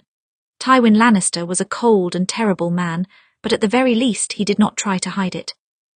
Very well, Daenerys said at last. The judges will retire to discuss the verdict. The Queen stood and the rest of the court stood with her. Just like that, the trial was at its end and the verdict was imminent. Arya released a breath. She did not have any hope, but at least it was almost over. As she waited for the judges, Arya went to find the small room where Tywin waited. The guards did not hesitate to let her past. She slipped into the room and found him standing by the window, peering out over the cliffs. It was a stirring speech, he said when he noticed her in the reflection. I'm sorry, Arya said. I lost my temper toward the end. He tried to use my father against me and... You don't have to explain yourself, Tywin turned back to face her. Actually, you handled yourself well, given the circumstances. I was worried for a moment you might pull a knife on him. I left all of my knives in my room. Did you? He sounded unconvinced. All right, Arya relented. I had one, but it was hard to reach in the moment. Luckily for him. Arya's mouth twitched, but she found it hard to smile for long. It won't make a difference. What I said, I mean, especially not after what Lord Varys said. It guarantees a guilty verdict. A guilty verdict was guaranteed from the beginning, with or without Varys, Tywin said. He did exactly as expected. Arya's brow furrowed and she looked at him, exactly as... He shook his head, glancing toward the door. There were guards just outside after all, likely listening to their conversation. Later. Arya nodded once, pulling at her 3 fingers. I know that what I said to the courts didn't mean much in the end, but I wanted to place the verdict in doubt at least, Arya said. My word carries weight. I killed the Night King. Daenerys Targaryen will be eager to placate me after this. She won't want anyone to see her at odds with the hero of Harrenhal. Tywin let out a single laugh, such a rare sound from him. So that was your intention all along, was it? Partially, Arya said. Partially I was just angry. I know, Tywin said. You kept your control in the end. You did ask it of me. True, but you haven't always done what I've asked of you. Arya sighed. No, she hadn't. I can't fight everything. Tywin adjusted one of his cuffs. I'm glad your mother's words stuck with you. You talked to my mother? Arya asked. I did, Tywin said. I've talked to her many times, especially where you are concerned. Arya rubbed a hand up and down her upper arm. That's still so strange to me. What about it is strange? I don't know, my family's working together. Arya paused as she realized what she had said. Families, her families, a bit of heat pressed at her face. I mean, that's not what I meant. A ghost of a smile crossed Tywin's face. I know. The guards opened the door then and Arya jumped a bit as she realized what that meant. It's time, one of them said. Tywin did not wait for them to enter and grab him. He walked toward the door on his own. A shiver went through Arya. Tywin. He glanced back at her over his shoulder. It's all right, we'll speak again. It was as if he had seen straight into her soul, because that was what she worried about. Her father had been taken so suddenly, before she even had time to process, before she ever had time to say goodbye. She had to say goodbye this time. Tywin disappeared from the room and she followed after him to the doorway of the court. She did not return to her seat. Instead, she lingered in the back as the 3 judges entered and sat. For the briefest moment she looked at their expressions, and she already knew, just by the look in their eyes she knew. She did not need to listen to the verdict. In fact, she only heard it distantly, almost as if she was still in the other room. She dug her fingernails into her palm to keep herself from swaying. We find you guilty for the deaths of Rhaenys and Aegon Targaryen, as well as their mother, Elia Martell. The punishment is death to be carried out at dawn tomorrow morning. Death, the punishment is death. Bring me his head. Arya turned and left the court without waiting to hear the rest, drifting down the hall in a haze. She tried to shake away the memories and swallowed down the bile that rose up in her throat. She had expected this. She knew this would be the outcome. But it did not make it hurt any less. Chapter 105, The Old Lion. Even when Jaime knew the ending, it did not make it any easier. The entire trial seemed a farce for the benefit of the public. If Daenerys could, she would have simply sentenced Tywin to die without the fanfare, but she had a reputation to uphold. Reputations? What a curse they really were. Jaime had a reputation as a kingslayer and an oathbreaker, which people used to throw in his face at every opportunity. No matter what he did or what he said, he knew that reputation would follow him, so he had embraced it, abandoning honor and playing the despicable man everyone expected him to be. Tyrion did the exact same thing. People called him a dwarf, an imp, a devious, lecherous, warped little man, and he had worn it all like armor, because that was his inescapable reputation from the time he was born. But good reputations seemed even more poisonous to Jaime. Those who wanted to appear righteous and just would do anything to keep from falling from people's esteem, and if they stayed long enough in the light, well, the books would consider them heroes long after they died. Robert Baratheon, who Jaime had watched smile at the sight of the dead children, was still considered a hero for years after. Even when he became useless from drinking and whoring, and plunged the kingdom into debt, the reputation of the hero of the rebellion followed him. And Ned Stark's good reputation got him killed, because everyone expected him to be honorable all of his life, his friends, his family, even his enemies, until eventually he could not be anything else. He made a foolish decision, because what was he without honor? One different choice and perhaps he could have returned to his family instead, but his reputation swallowed him up and lost him his head. Jaime's father had a reputation as well, one of ruthlessness but also strength. He was one who never flinched, never showed his weakness. Some people hated him for it and others looked to him as a leader, but who was to say what Tywin really felt beneath his mask? Fear, regret, sadness. When had the great lord of Casterly Rock ever shown any such weakness, even to his own children? His reputation demanded that he stay calm and composed. Even when the verdict was read to the court, he did not falter. Jaime did. He felt a shudder go through him and he looked instinctively to Tyrion as the voices of the court rose all around them. Tyrion wore a grim expression that may have been a mirror of Jaime's own. They both knew the ending, and still it knocked the breath from Jaime, even though he knew in his heart that his father was guilty, that his father had earned this. It was a consequence of that ruthless reputation. He knew that Tywin was not an innocent being charged for a crime he did not commit, but it didn't matter. He was still Jaime's father. He searched for Arya in the crowd then, not wanting to see her expression, but knowing he must none the less. But in the sea of people he did not find her. She was no longer standing beside her mother. Had she already left the hall? To go where, he wondered. It didn't matter, he supposed. His missing wife was a good enough excuse to get him out of that crowded hall and the many gazes which lingered on him. He caught his father's eyes for only a moment as the guards approached him. Then he tore his gaze away and hurried from the hall. Arya was not in their room, nor was she in the place they always sparred. He couldn't find her in the gardens or in the Tower of the Hand. It seemed to Jaime that she had disappeared, and that was potentially dangerous. On one hand, Jaime knew Arya was sensible enough to know that she couldn't fight this, not without causing devastating and far-reaching consequences. On the other hand, he knew how she could get sometimes when she was desperate, so he needed to find her, just in case. He asked Tyrion, but he said that he had not seen her since the trial. Robb Stark was the same. He had seen her leaving right after the verdict, but nothing else after that, and her mother could not help him either. I will look for her as well, Catelyn promised. Best that she's not alone now. In the end, however, it was Sansa Tyrell who guessed where Arya might be. It's only a hunch, she said, but I don't think she's in the Red Keep right now. When we were children and Arya got very upset, she used to run as far as she could and hide where no one could find her. She wasn't actually very good at hiding, though, not from family. How far do you think she's gone? Jaime asked. Not far, Sansa said, and I think I know where she ended up. Jaime would not have guessed that Arya came to this place, but the moment he arrived it made sense. He had been to the Sept of Baelor many times, for funerals, for weddings. He wasn't a particularly religious man, but it was impossible to avoid such things in King's Landing. The last time he had been there, was it for his own wedding? Yes, that was possible. That seemed like a very long time ago. Arya was not in the Sept. She was sitting up on the statue of Baelor just outside, wrapped in a cloak that nearly obscured her face. She was a shadow amongst the falling snow, and if she was cold she did not show it. She was a statue herself against the icy winds. Most would not have recognized her, but Jaime knew her form like the back of his hand. He approached slowly, standing just beneath her beside the statue, wondering if he should speak, but there was nothing he could think to say. Instead we stood still and silent, waiting.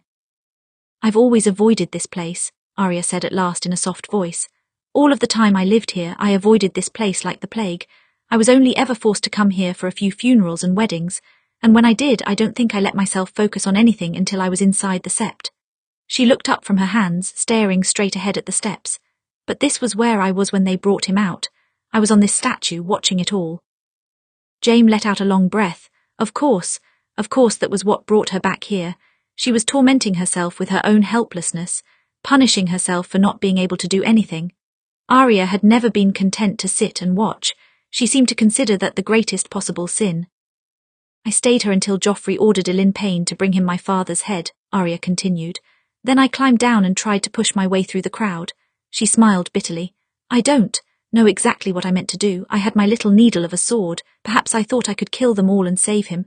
I was a child then, a foolish child. It was lucky that a man named Yoren stood in my path and held me back, or else I might have been killed." She let out a shuddering breath. "I think that day will always be the worst in my life." "Then why come back here?" Jaime asked. "I don't know if we'll come back here again tomorrow," Arya said. "I needed to prepare myself for that possibility."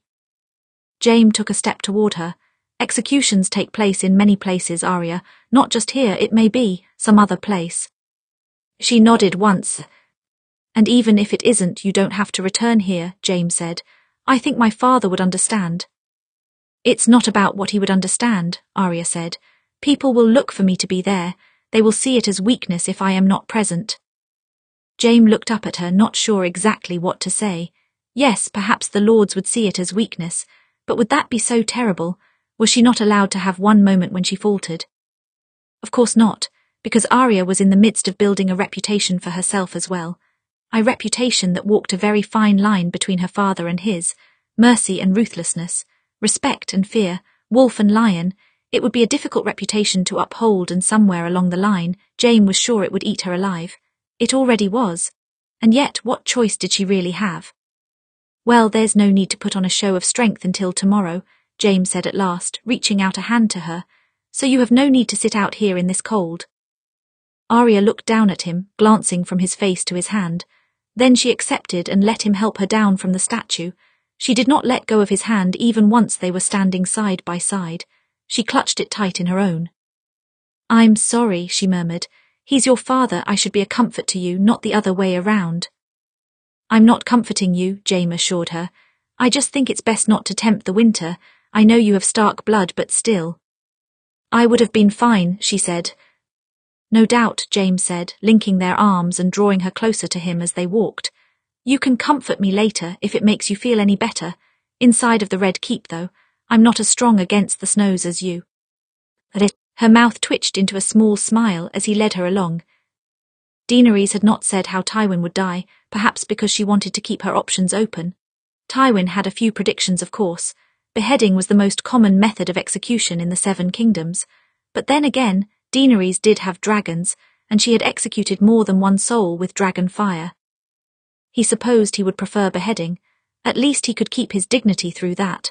No man could stand strong against dragon fire, and then there would be only ashes to bury. He tapped a few fingers against the small table in his room.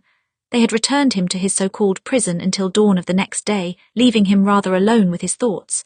The trial had gone as expected. Varys had done exactly as he asked him. Now he would have a place on Daenerys' small council, but he would not only be whispering in her ear. "Give testimony against me, gain Daenerys' trust, and once you do, you will keep a close eye on her and send a few birds toward Arya if any, concerning signs arise." Varys had accepted the task. In fact, he seemed rather intrigued by the arrangement, and now Arya would have eyes and ears in the small council besides Tyrion.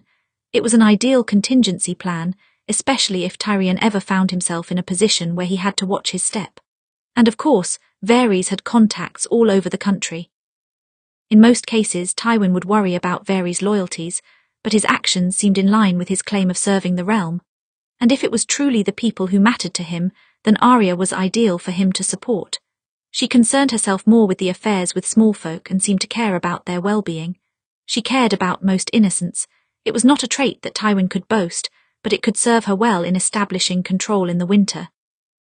Jaime, meanwhile, could easily gain favour with the nobles of the West as his eldest son, and Tyrion, with any luck, would keep control over the Crownlands. Tywin rubbed a hand over his face. He was still planning out the future right up until the end, but at this point he had done everything he could. The rest was up to his children, Tyrion, Jaime. Arya. He still was not afraid to die, even standing at the very end of his life. In fact, he preferred a clean death to exile at the Night's Watch. He could not imagine doing well there or living much longer. Better to end it now. It was an honourable gesture, of course, that Robb Stark had argued on his behalf. The young lord had told Tywin as much earlier that day. He had stopped him and his guards in the hall on the way back to his room. I offered it as a possibility, he had said. I said that you should be given a choice. Prince Oberyn did not agree and the Queen ultimately sided with him. Kind of you to try, Tywin said. It wasn't kindness, Robb said. Most men are given the choice. And, however difficult our past, we were allies in the most recent wars. I suppose it was what honour demanded then, Tywin said. Robb raised an eyebrow. You told me once that honour was idealistic nonsense.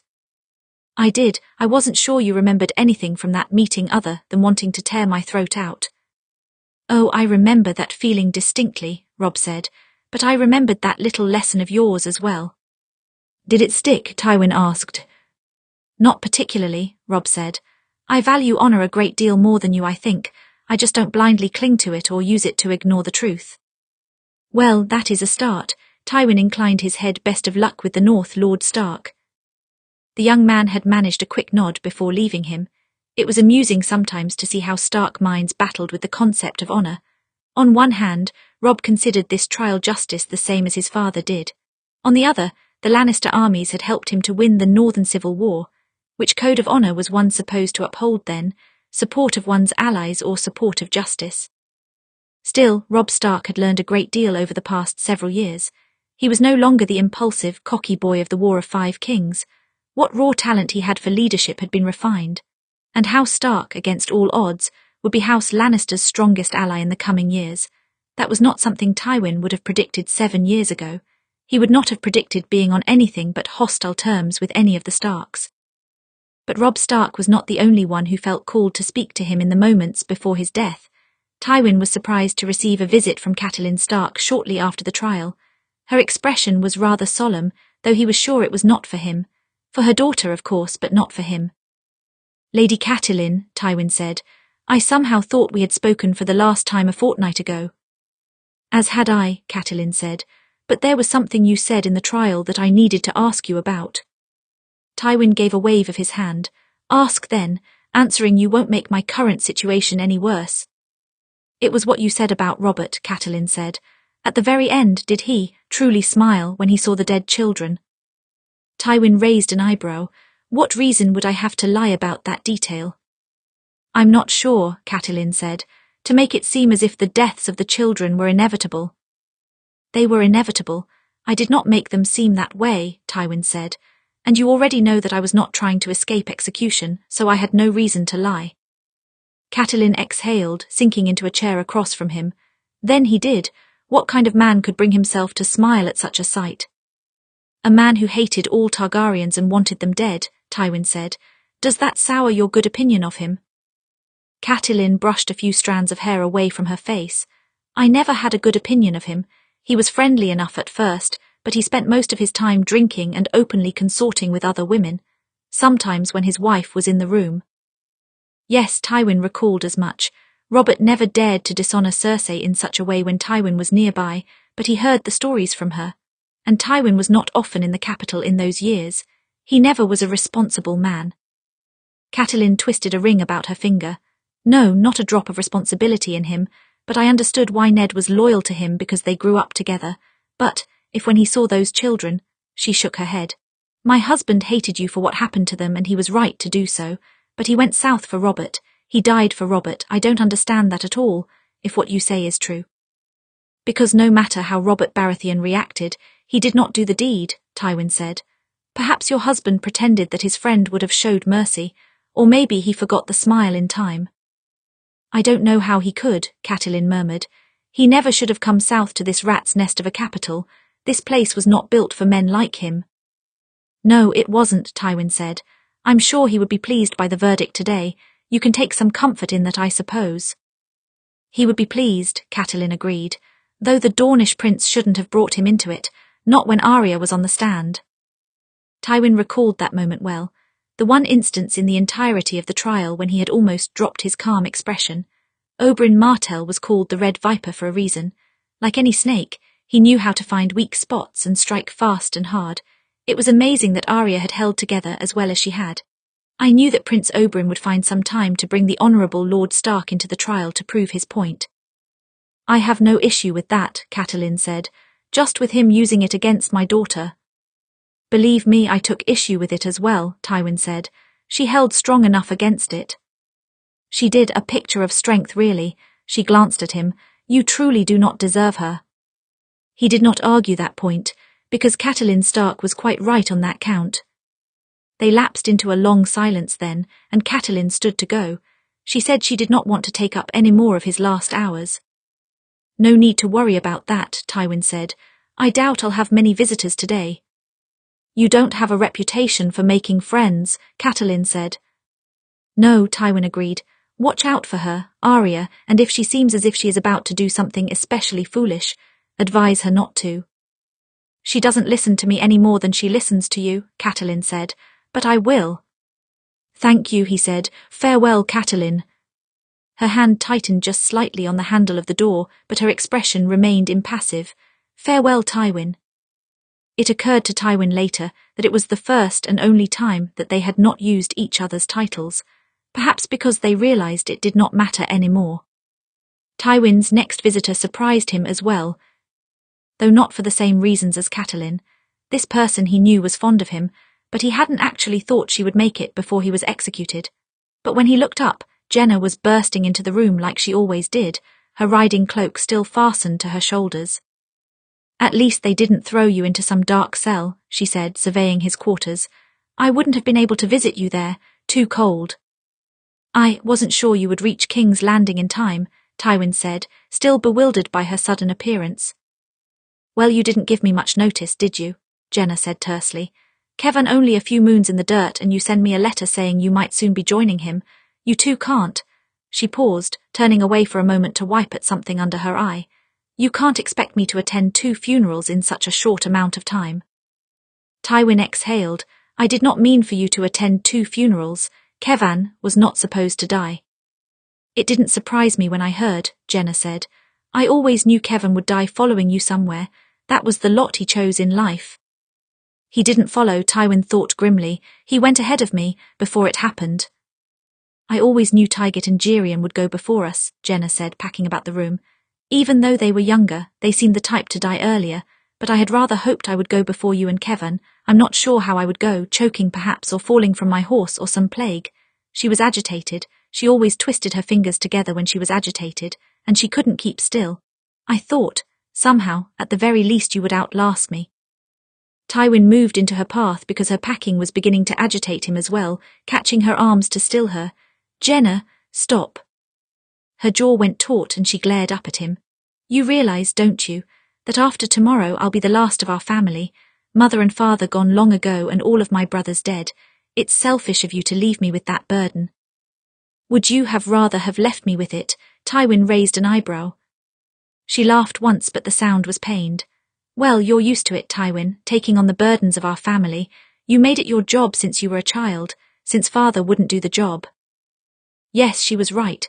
Tywin had borne the burdens of the Lannister name since before he became a man, and now, for the first time in so many decades, he was about to pass them off to someone else. What a strange feeling it was. Don't worry, I'll look after the younger ones, Jaime and Tyrion, and all of Kevan's children too, Jenna murmured. The name will continue on like you wanted, and I won't waste a single tear on you or any of the dead. Good, Tywin said. I wouldn't deserve them. She looked up at him with a sort of exasperated look. Then she hugged him tight. He let her, resting a hand on top of her head. For all the years that had passed and for all the people they had lost, she was still his younger sister. He was glad she had made it before the end. Less than an hour later, Tywin received another visitor. This one had been expected. He recognized his second son's shadow at the door before he stepped into the dim lighting. It was a shadow that Tywin had so often resented over the years, stunted and misshapen, belonging to a child who killed his mother to come into the world, yet still at the end of it all his son. That went as expected, I suppose, Tyrion said, though I'm not sure if you planned for Varys. Tywin had planned for Varys, but he did not plan on telling Tyrion that. It was easier for one to hide a secret from their queen when one was blissfully unaware. It didn't matter either way. I agreed to face trial knowing that Daenerys would find me guilty. Tyrion nodded once, rubbing a hand behind his head. It was a long affair. I've seen longer. I'm not sure I could have sat through longer, Tyrion admitted. You know, when you exiled me all of those years ago, I remember wanting to refuse the ship out of spite, demand you put me on trial anyway, but I'm glad I didn't because, well, I don't think I could have endured a trial like that, especially as Cersei was the one gathering the witnesses. He paced over to the table where a pitcher of wine sat. They had been kind enough to provide wine at least. Tywin watched him pour. You didn't seem bothered by it, though maybe you were just hiding it well. Were you bothered? It varied from moment to moment, Tywin said. Yes, I imagine it did. Tyrion crossed the room again, holding 2 cups of wine. He set one in front of his father. One last drink then, not that we had many, but it's a special occasion. Tywin accepted the cup, taking a small sip. Tyrion finished the drink in one go. His son was nervous, just like Jenna had been, agitated, not knowing what to say, unable to keep still. Not one person knew exactly how to say goodbye. Is your queen satisfied with the result? Tywin asked. Tyrion laughed once. I think she would have preferred it if you confessed. Naturally, Tywin said, but she must have known I wouldn't give her an easy time. The people would not have believed it. I told her as much, Tyrion said. Tywin sipped at his wine again. She did not ask you to play judge or witness. She did, Tyrion said, lowering himself into the seat across from Tywin. I just asked to abstain from it. Given I was only a child when it all happened, it didn't seem I had much to add to the proceedings. Except for the fact that I told you what happened that night, Tywin said. That I had indeed meant for my men to kill the children, if not so brutally. It seems that would have been a useful testimony to her. Tyrion drummed his fingers against his now empty cup. It does seem that way, doesn't it? You didn't tell her, Tywin said. It was a statement, not a question. The people won't trust a hand who testifies against his father, Tyrion said. I need to think about the future. I knew she would find you guilty regardless. There was no need. That sounds reasonable enough, Tywin acknowledged. Yes, I thought so too, Tyrion said, setting down his cup with a harsh clack against the table. In any case, she allowed me to abstain and avoided complicating the whole matter. Kind of her, Tywin said. In any case, Varys said anything that you might have said. It would have been redundant. Tyrion nodded, fidgeting with the pin on his chest. Tywin recognized it. It was the one he had left in his office on his desk. It's strange to be in the Tower of the Hand again. Do you remember when you sent me to manage Joffrey in your stead? Of course I remember, Tywin said. It wasn't very long ago. Feels like a lifetime, Tyrion said. And now this feels the same, just more permanent. Your queen seems a touch easier to manage than Joffrey, Tywin said. And if she begins to show any dangerous signs, I assume you will keep a close eye on them and act as you feel necessary. Yes, I will, Tyrion said. He sighed, rising to pour himself another cup of wine. First time that I will be an official hand and not an acting hand. I have some rather large shoes to fill for someone so small. I think Lord Varys once told me that a small man can cast a very large shadow. He turned, a bitter smile on his face. But then again, you always did blame me for being small. I didn't, Tywin said, and at those words, Tyrion's bitter smile faltered into a look of confusion. You could have fooled me, father. I didn't blame you, Tywin said. I hated you for it on occasion, but perhaps that was because I couldn't blame you for it. It would have been so much easier if I could. Tyrion seemed to shudder, looking away and drinking deeply again. There was a long silence between them, which was to be expected. They'd never been particularly good at talking to each other when they were not arguing. Do you know how she plans to execute me? Tywin asked. Tyrion shifted from foot to foot. There are a variety of possible methods. Tywin raised an eyebrow. Does one involve dragons? Yes, one involves dragons. Tyrion looked back at him. I'll argue for beheading if I can. cleaner and more likely to be accepted by Westeros nobility. I'm sure Prince Oberyn would hope for a more painful method, Tywin said. Of course he would, Tyrion said, but he's not Daenerys' hand, I am. There was a hard note in his voice just then, a note of anger perhaps at Oberyn, anger for Tywin's fate. He knew perfectly well he didn't deserve that from his son, but Tywin inclined his head in acknowledgement. Well, Tyrion finished his drink and set the cup back on the table. I wouldn't want to take up any more of your time, I suppose I'll... He trailed off as he moved toward the door. I suppose it's best we say goodbye here. Yes, that would be for the best, Tywin said. Tyrion nodded once, looking as if he had so much more to say but no idea how to say it. Farewell then, father. Farewell, Tyrion. His son slipped out the door soon afterward and Tywin heard it lock behind him. He leaned back in his seat, rubbing a hand over his face. It was strange to him that his son had any regret at all. He had expected Tyrion to be rather spiteful when he returned from across the narrow sea. He would not have been wrong to hate him.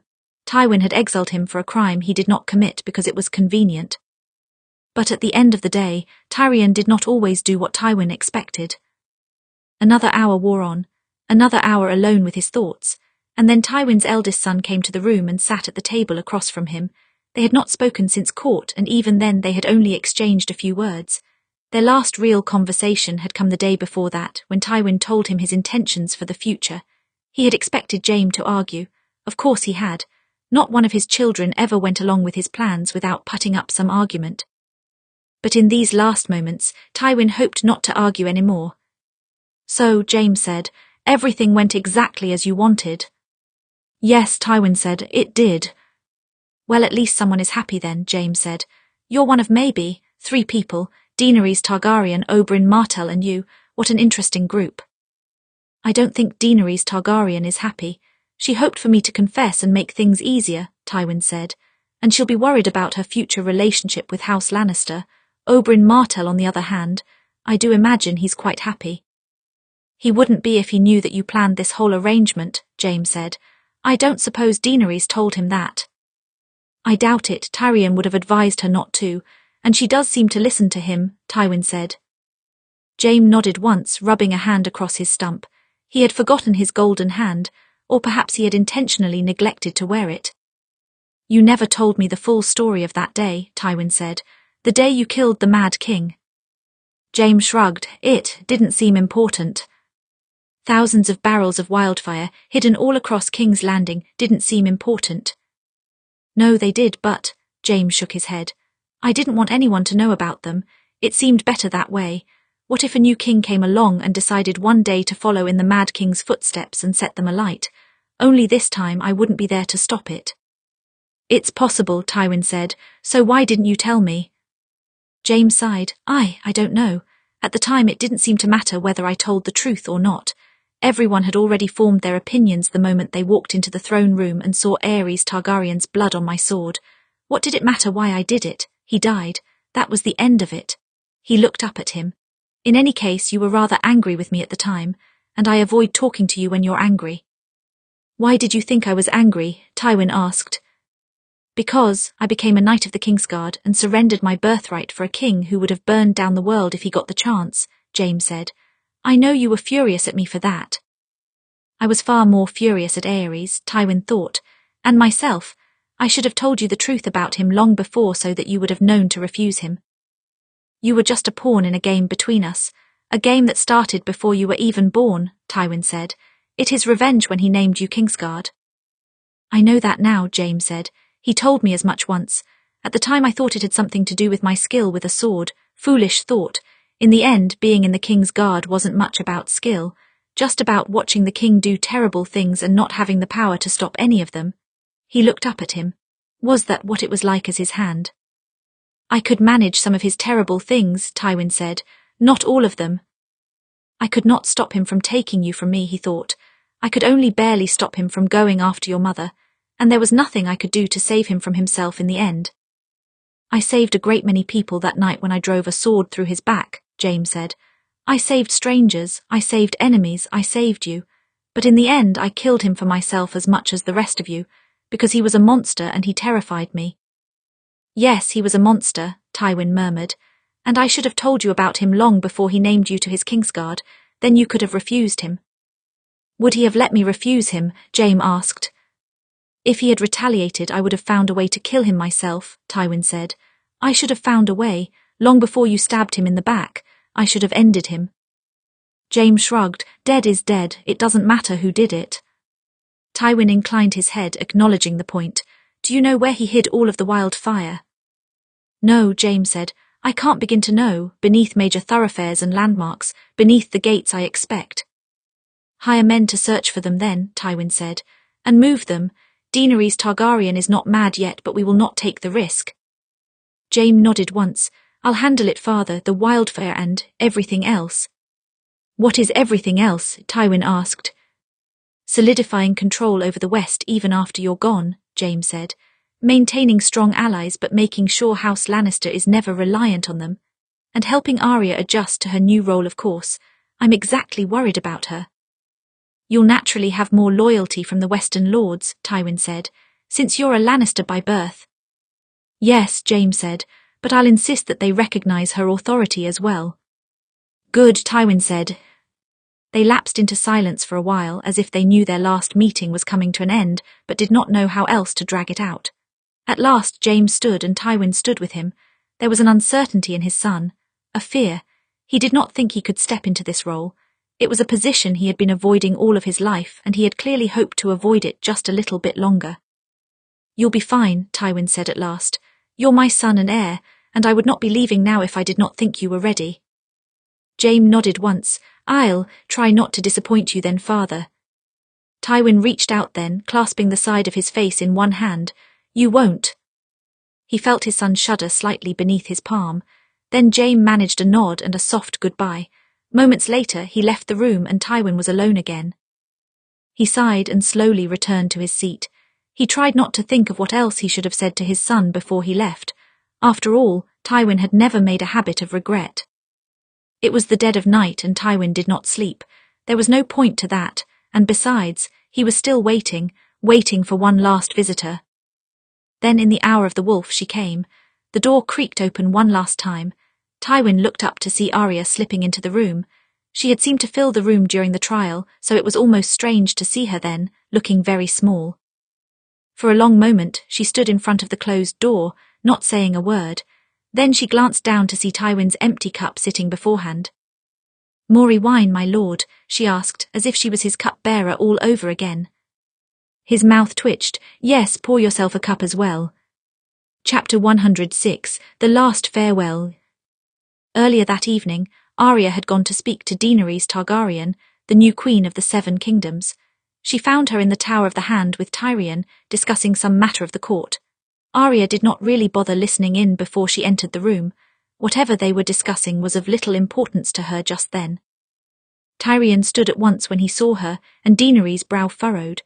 Arya was satisfied to see the slightest spark of nervousness in her violet eyes.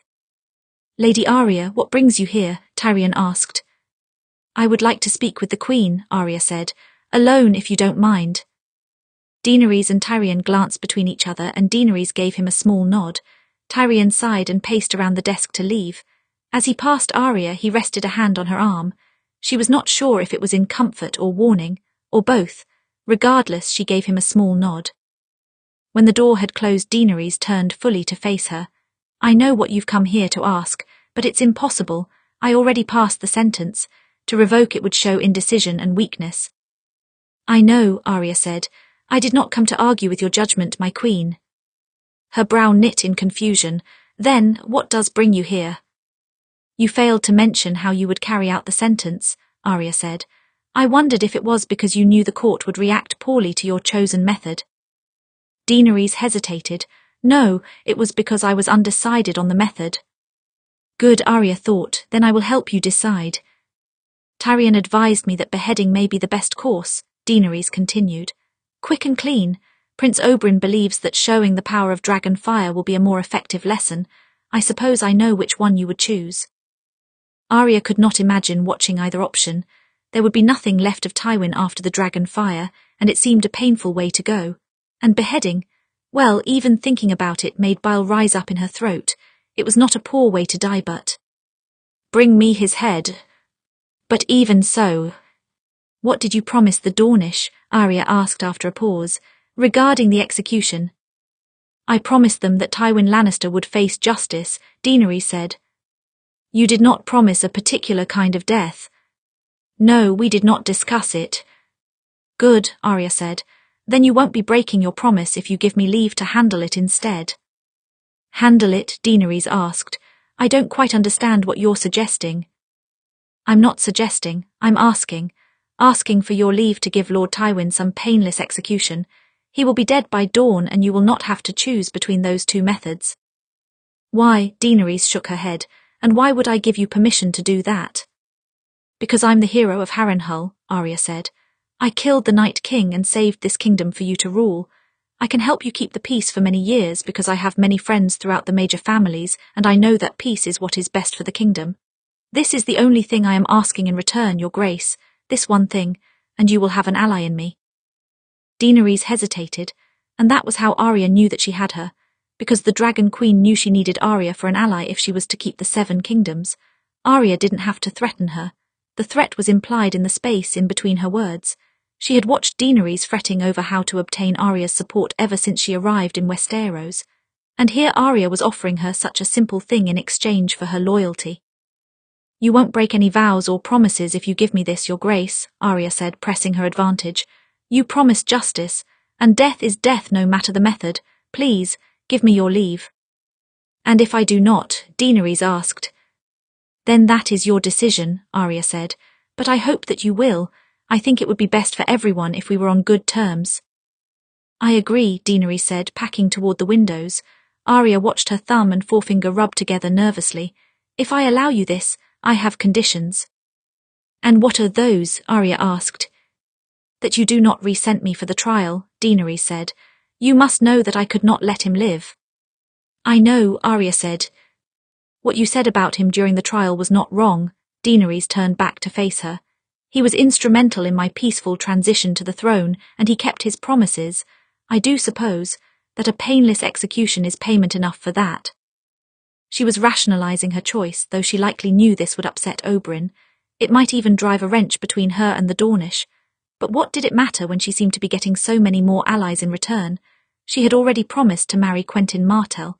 She had their loyalty through marriage. It was the other houses she still needed to buy. So, Arya said, will you give me leave, your grace? Daenerys nodded. Yes, Lady Arya, I give you leave, so long as you continue to work to keep peace in the realm. On my honour as a Stark and a Lannister, Arya said, I swear that I will. It was never a question that she would work to maintain the peace, but that might not always mean serving Daenerys.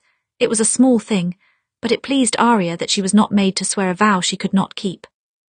That was what led Arya to Lord Tywin's room in the dead of night, clutching a small vial in her hand. It almost seemed to burn her skin as she pressed it against her palm. She was painfully aware of the contents of the vial. She had asked Daenerys for this, and yet the thought of actually giving this poison to Tywin. He will die either way, she thought. This way is better. More wines, my lord. Yes, pour yourself a cup as well. At his instruction, she slowly poured them both a full goblet. It was a familiar motion to her. She had poured him wine at Harrenhal and in his tent during the War of 5 Kings. On occasion, she had poured him wine in the Tower of the Hand during their lessons, but it struck her then that this was the last time. I'm not sure I was ever particularly good as a cupbearer, she said, hopping to fill the silence. It's surprising you kept me on long enough to find out who I was. For a highborn girl, you weren't terrible, Tywin said. You knew how to make yourself small and stay out of the way when you weren't needed, though you couldn't pass for lowborn any better than you could pass for being a boy. I fooled almost everyone, Arya said indignantly, turning away from the table. And you didn't know who I really was until Lord Baelish told you. Because at the time I thought you were still in King's Landing, Tywin said. No one had told me otherwise. Probably because they were afraid to tell you a 12-year-old girl escaped them. That is likely. For a moment, a silence fell between them again, and Arya lingered at the table, clutching both goblets of wine in her hand. Then she let out a shaky breath and paced over to where he sat. She uncorked the tiny vial and poured the contents into one of the cups. Then she slowly slid his across the table. He looked from the cup up to her and let out a long sigh as he realized what she was doing. Arya, It's all right, Arya said. I have permission from the Queen granted to me earlier this evening. She drew a letter from her belt. I had her put it in writing, just in case you doubted me. I don't doubt you. I would know if you were lying, Tywin said. Nonetheless, he took the letter from her and read it over a few times before setting it aside. How did you convince her? I reminded her of my current influence in the realm, Arya said, and asked for this small favor in return for helping to keep the peace. It almost sounds as if you threatened her, Tywin said. I didn't, Arya said. I made her a desirable offer. I didn't need to say much. She desperately wants me as an ally. Of course she does. She's not a fool, Tywin said. But whether she approves of this or not, I can't imagine Oberyn Martell will. If he confronts me, I will tell him the truth, that his queen allowed it, Arya said. He can be angry at me if he wants, but I could not have done this without permission from Daenerys Targaryen.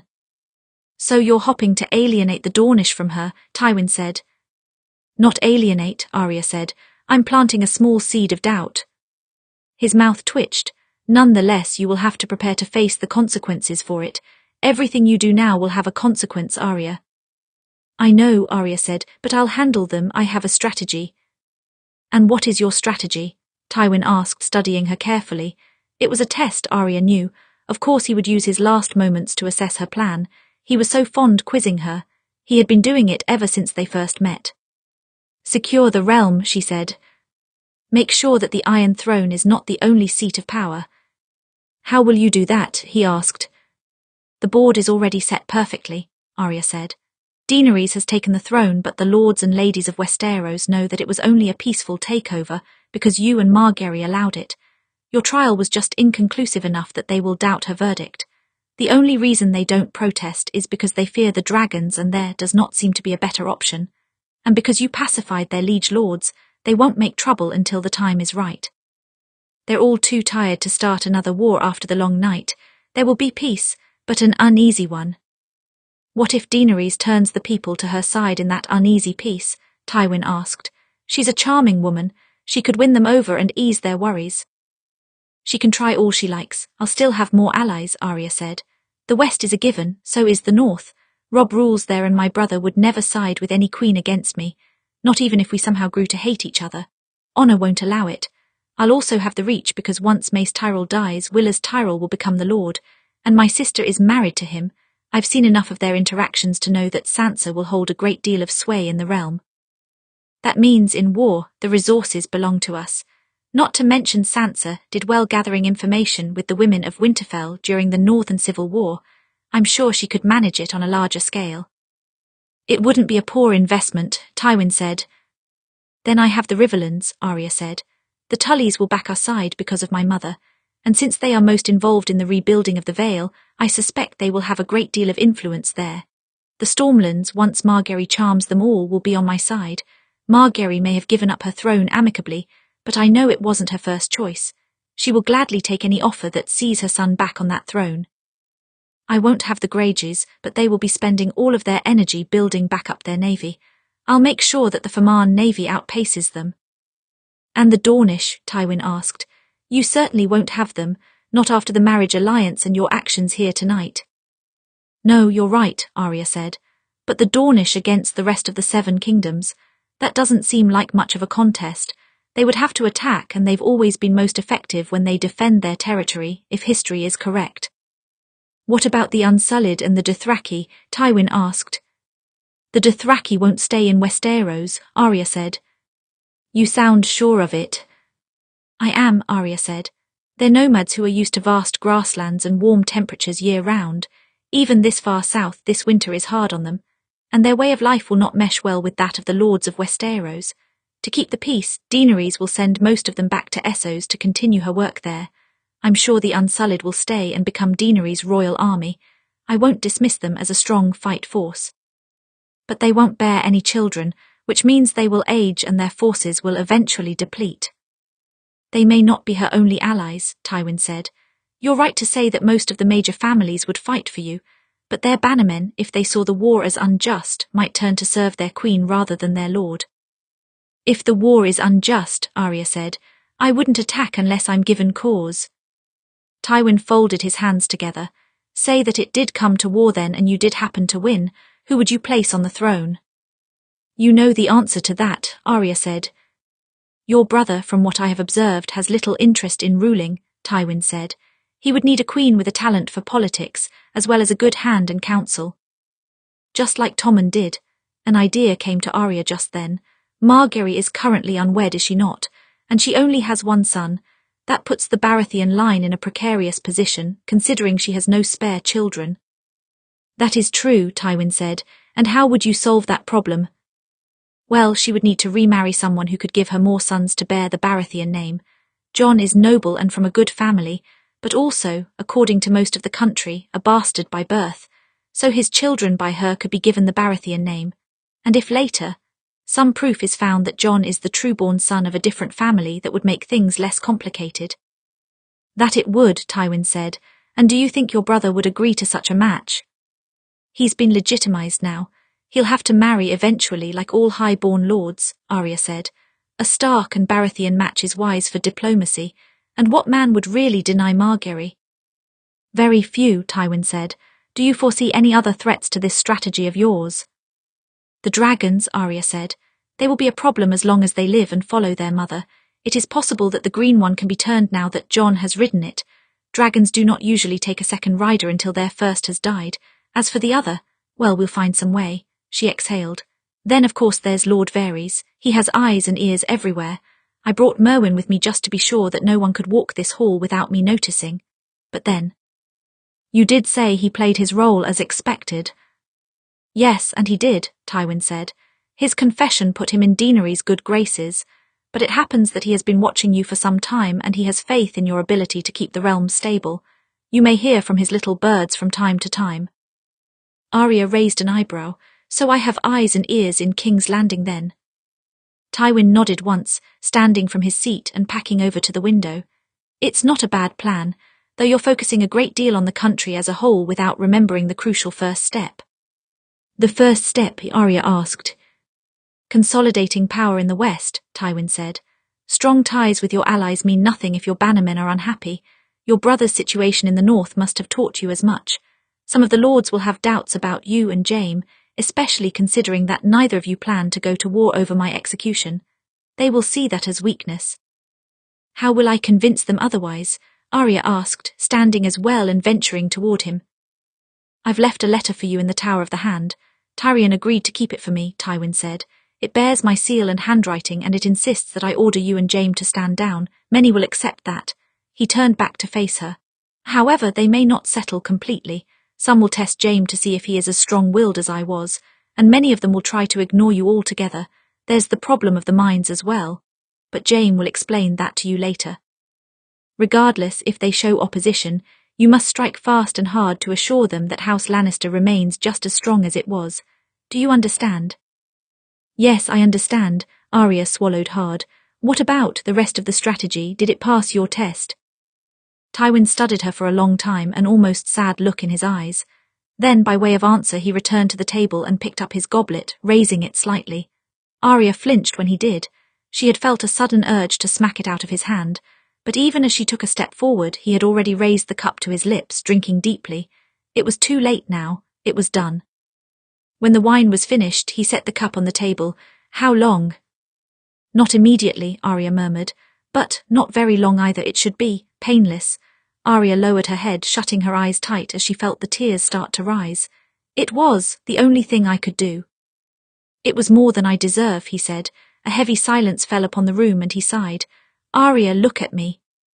She lifted her chin, cracking open her eyes again. You've done more than enough for me, he said. You can leave now if you'd like. It's done. You don't have to stay. Yes, Arya's voice cracked and she steeled herself to try again. Yes, I do. It's the last name on my list. I have to see it through. Your list? Tywin asked. Arya turned back toward the window, wrapping her arms tight around herself. I started it ages ago after my father died. I said the names every night before I went to bed. Names of people I was going to kill one day, when I got the chance, when I got strong enough. I added to that list over time. Her nails dug craters into her palms. Cersei, Joffrey, Meryn Trant, Elyn Payne, the Mountain, the Hound, Polliver, Walder Frey, Roose Bolton, Ramsay Bolton, Euron Greyjoy. She swallowed hard. Tywin Lannister. There was a long silence behind her, and she did not turn to look at him. It felt like something of a confession. That he had been on her list all of this time, but she could never bring herself to take him off one way or another. "You added my name when we met, I'm sure," he said. "Yes," Arya said. "And now I'm the very last on the list," Tywin said. "You've been working at that list for 7 years. Every name ended up dead one way or another." Arya nodded once. "I'm more patient than you think, my lord." His voice held no anger. It did not seem to surprise him at all. Slowly she turned back to face him, and she found him looking at her with almost a sort of pride. "Then I have faith in your ability to complete any more lists you might create." She wished she could smile at that, but her heart hurt too much. "I thought about removing your name more than once." "I'm glad you didn't. It means you have some sense. I did nothing to deserve being removed from your list," Tywin said. "I don't think I did anything to deserve your tears either." She was crying again, wasn't she? She could feel it. She cursed herself inwardly as she hurried to wipe them away. "Maybe not, but we don't get to choose what hurts us." "I know," Tywin said. "I've tried." Of course he had. Tywin had lost much in his many years. Parents, brothers, grandchildren, a daughter, a wife. But he had a reputation for feeling nothing. If he could have chosen what hurt and what didn't, he surely would have cut out what was left of his heart long ago. "Tell me about her," Arya said. "Your wife." Tywin seemed surprised at her command, and honestly Arya was surprised as well. It was impulse that had driven her to say those words. "You've never asked about her before," Tywin said at last. "I was always curious, just too afraid to ask," Arya admitted. "But you're about to die, so if I don't ask now I'll never know." "I haven't spoken much about her in years." "That's because everyone was too afraid to ask." "I suppose that's true." Tywin crossed to the table, pouring himself the last of wine from the pitcher and drinking long and deep. "What exactly do you want to know?" "I'm not sure. What was she like?" "Stubborn," Tywin said. "That's the first thing you remember?" Arya asked. "Stubborn." "It was something I liked about her," Tywin said.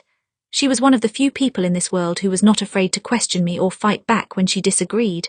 After what happened with the Rains, sometimes even my own family was not quite sure how to speak with me. She never seemed to have that problem." "I didn't think you liked being challenged," Arya said. "It depends on the situation," Tywin said, "and the person, but she was often quite vexing and impossible to argue with, perhaps because she only argued when she had a point to make. She was an intelligent woman."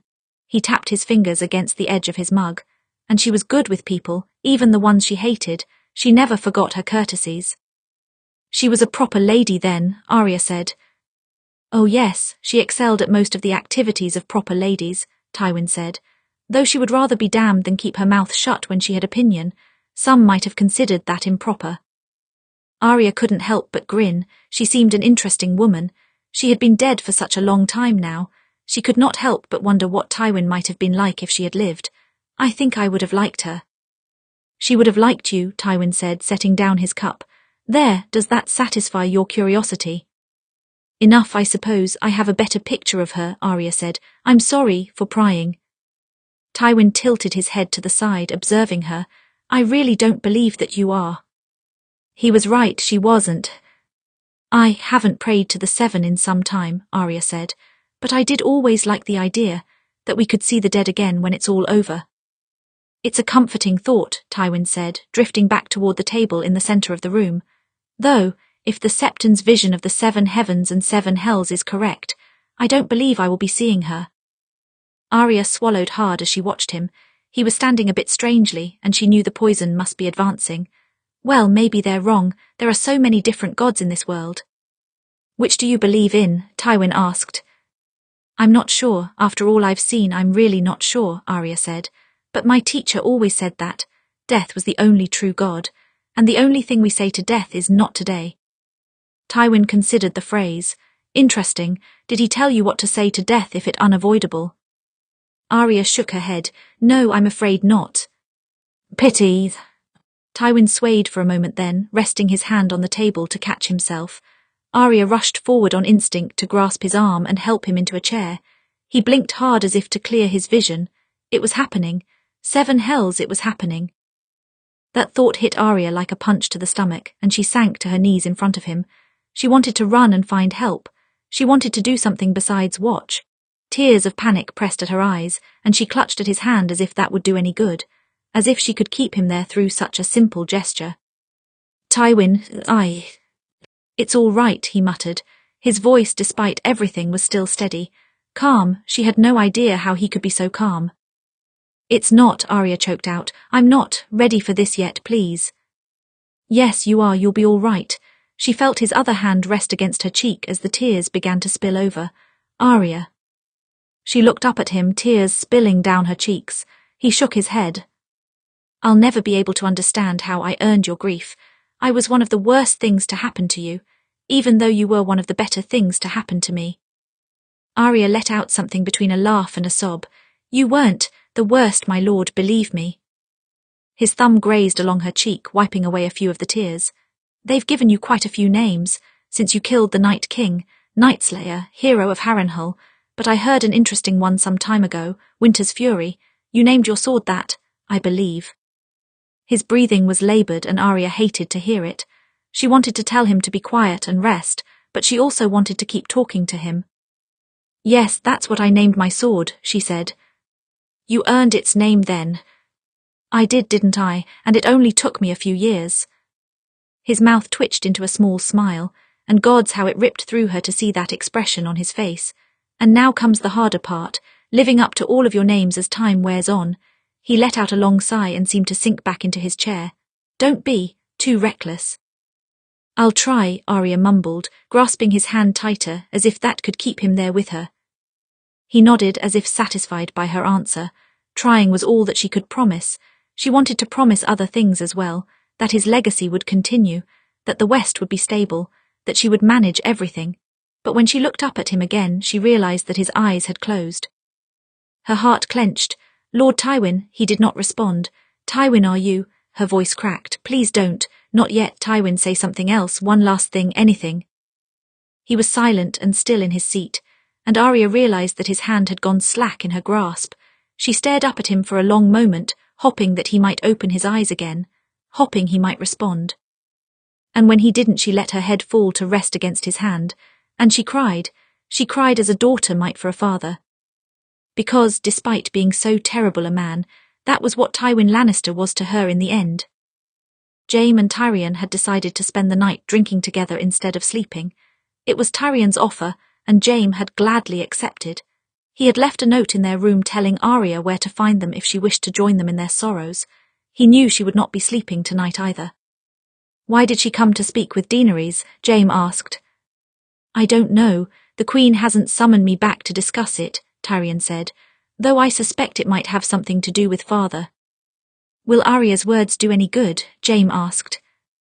No, once the sentence is passed, a strong ruler cannot revoke it. That would show too much indecision, Tyrion said. But maybe Arya is doing what father wished and trying to establish a cordial relationship with the Queen. Jaime's mouth twitched. Arya doing as their father wished. That was a funny thought. Well, it was the end of his life.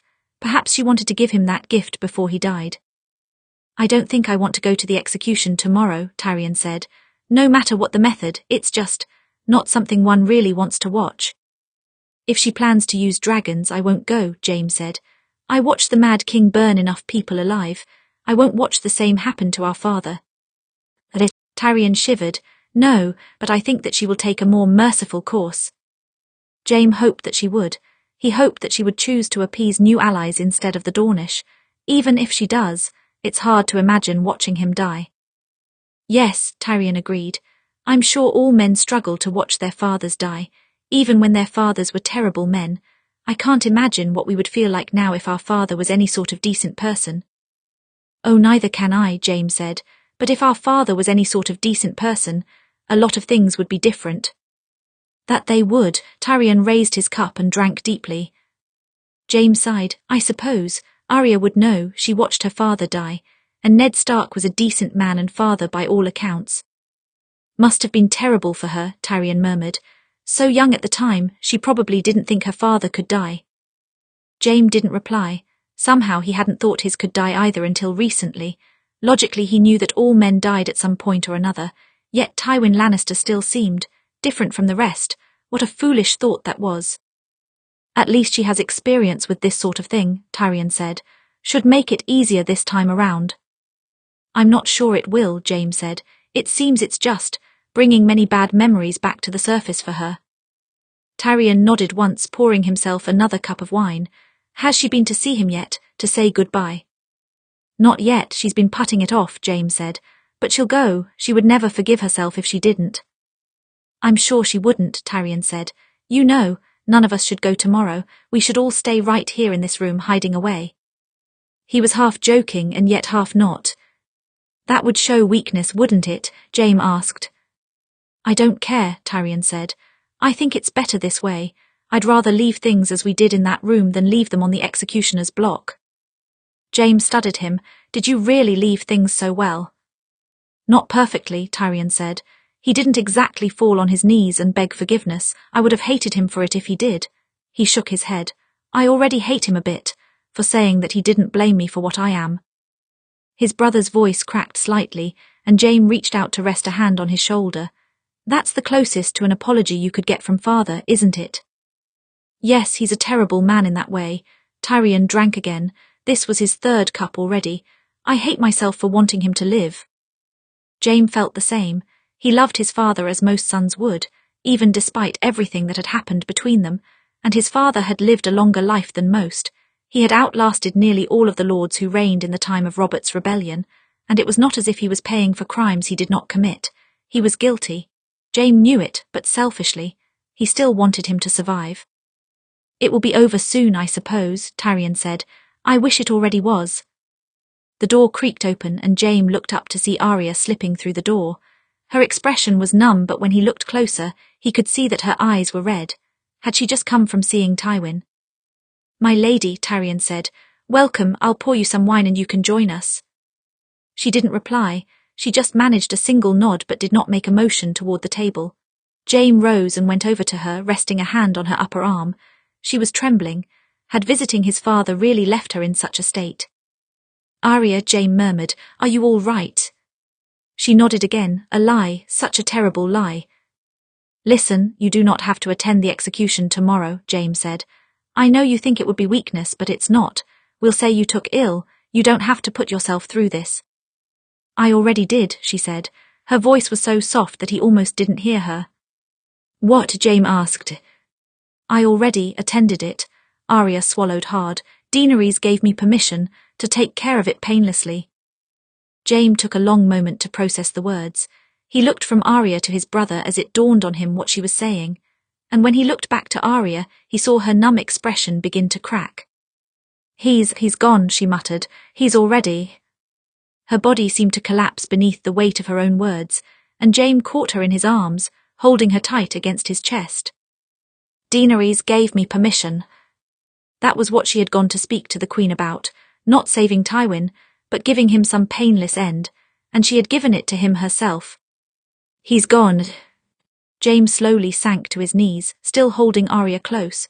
Tears that he hadn't cried in some time burned at his eyes. He felt his brother behind him, gripping his shoulder tight in his hand. He's gone. And now the last of his children bore that fact together. Chapter 107, A Wolf in Lion's Clothing. It was strange to see his body, when he was already gone. In the Sept of Baelor, he lay on the table at the centre, 2 stones on his eyes, painted as if to pretend he could still see. His robes were black and studded with gold. His hands were rested on his chest as if he were asleep, peaceful, but he was not breathing and his skin was cold and pale. Arya did not want to see him like this, and yet she kept watch. It seemed worse somehow, to leave him. Daenerys had announced to the court the previous day that Tywin was given a private execution as acknowledgement for his help during the long night. Because the realm was peaceful, he was given a peaceful death. Whatever his sins in life, it was left to the 7 to judge. Or so Tyrion had reported. Arya had stayed in her room trying to save the strength she would need for the funeral, and she could not bear in that moment to hear anyone speak of him. So she locked herself up with her own memories, playing over his last moments over and over again in her mind, and the moments before that as well, memories from her 17th year, her 16th year, her 15th, all the way back to her 12th year when she first met him, because she wanted to remember. Forgetting would be even worse than watching him die. After her father had lost his head, she had not been so intentional with her memories. Instead, she had dedicated her mind to her list of names of people she meant to kill. She had spent hours turning over their faces and the terrible things they had done and the terrible things she wished to do to them. And in the midst of her hatred, she had forgotten to remember her father. She had lost so much of him over these years. So many words, so many moments. Sometimes it was even hard to recall his face. She wouldn't make that mistake again. So as painful as it was, she forced herself to remember, from the end to the beginning. Don't be too reckless. I'm not going to give you another chance to throw yourself into the jaws of death. This time you may not come back. There will be time to rest after this.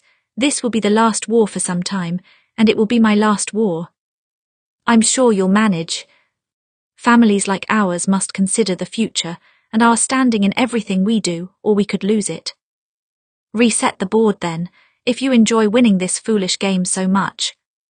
When I die, show them you will not accept anything less than the same respect. I'm glad to see you awake again. Hopefully this is your last brush with death for some time. I had no choice. When someone insults the Lannister name, I respond in kind. I thought you were past trying to lie to me. Careful, girl, you're far overstepping. You forget your place. A strong name for a strong sword. Make sure you earn it, Arya Stark. You told the man a name, that's all. You did not even pay him for his trouble. Let the gods decide if that makes you guilty. I don't need a crown to give me power, Lady Arya. The crown is really just another trick, the same as just causes. You always lift your chin like that when you're nervous. You ought to correct that, or soon everyone will be able to tell. Come on, girl, let's hear your brother's choice. You should mind that tongue of yours. Being so honest is what gets you Starks in trouble. You're lying, let's try once again. Tell me your name. You're too smart for your own good. Has anyone told you that? You'll do no such thing. This one's a girl, you idiot. She had to remember, because she would have no more words from him. That was the hardest part. Her memories were all she had now. Her mother had brought food to her room halfway through the day, and they ate together beside the window.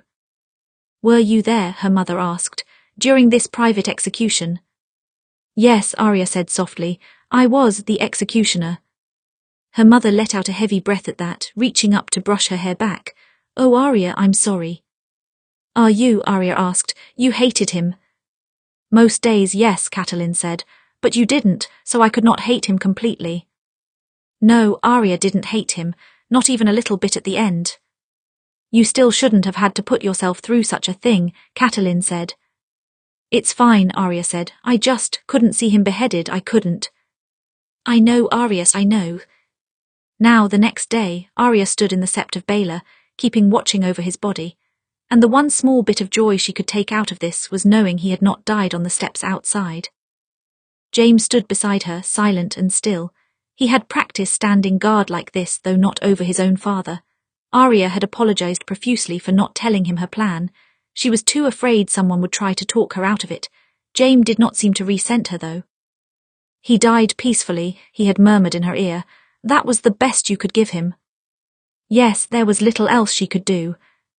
She wasn't sure how long they stood there together, as crowds and crowds of lords and ladies came to pay their respects. She did not count the hours, but she watched the beams of sunlight shift across the floor. Tyrion stood with them for a while, though he was quite busy with other matters that day as well.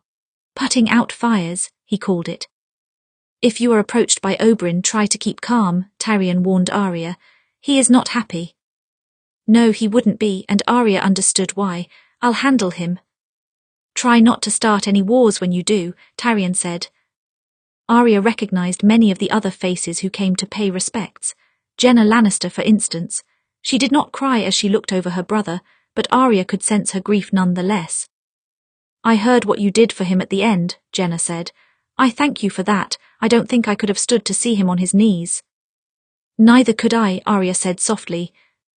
Jenna smiled sadly, resting a hand on her shoulder. I'm your aunt by marriage, which means I am also your ally. If you should need me, you have only to ask, Lady Arya. Arya's mouth twitched. Thank you, Lady Jenna, I'll keep that in mind. The rest of Arya's family came to pay respects too. So many Starks who had at one point wanted Tywin dead. Even Arya had wanted him dead a long time ago. And here they were, honouring him on the day of his death. Her mother, her brother, her sister. It was a strange sight to see. Jon came as well, though he had very few interactions with Lord Tywin. His face was grim, but Arya guessed it was not because of Tywin's death. He was thinking of the secret of his name which Tywin knew. Before he was arrested, Lord Tywin spoke with me, Jon said. He asked if I would be willing to claim my birthright if it was ever necessary, if you ask me. He looked down at Arya. Would you ask me, Arya? She hesitated before she answered. Only in dire circumstances, Jon. You know I'd never want to put you in danger. Jon nodded once. I know, it doesn't matter though. I just want you to know that I am with you, Arya. If you ask, if you deem it necessary, I am with you.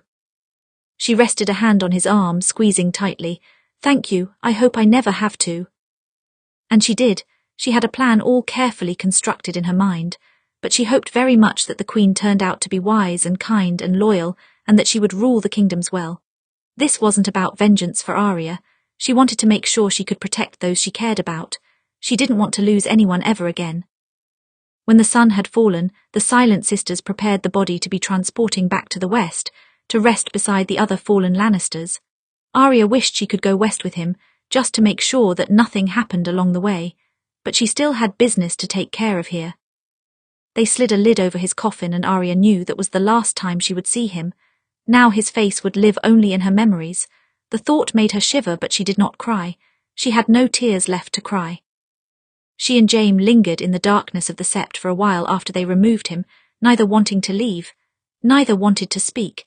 It felt as if they could go on standing there forever in the comfortable silence, until time stopped and the sept crumbled around them.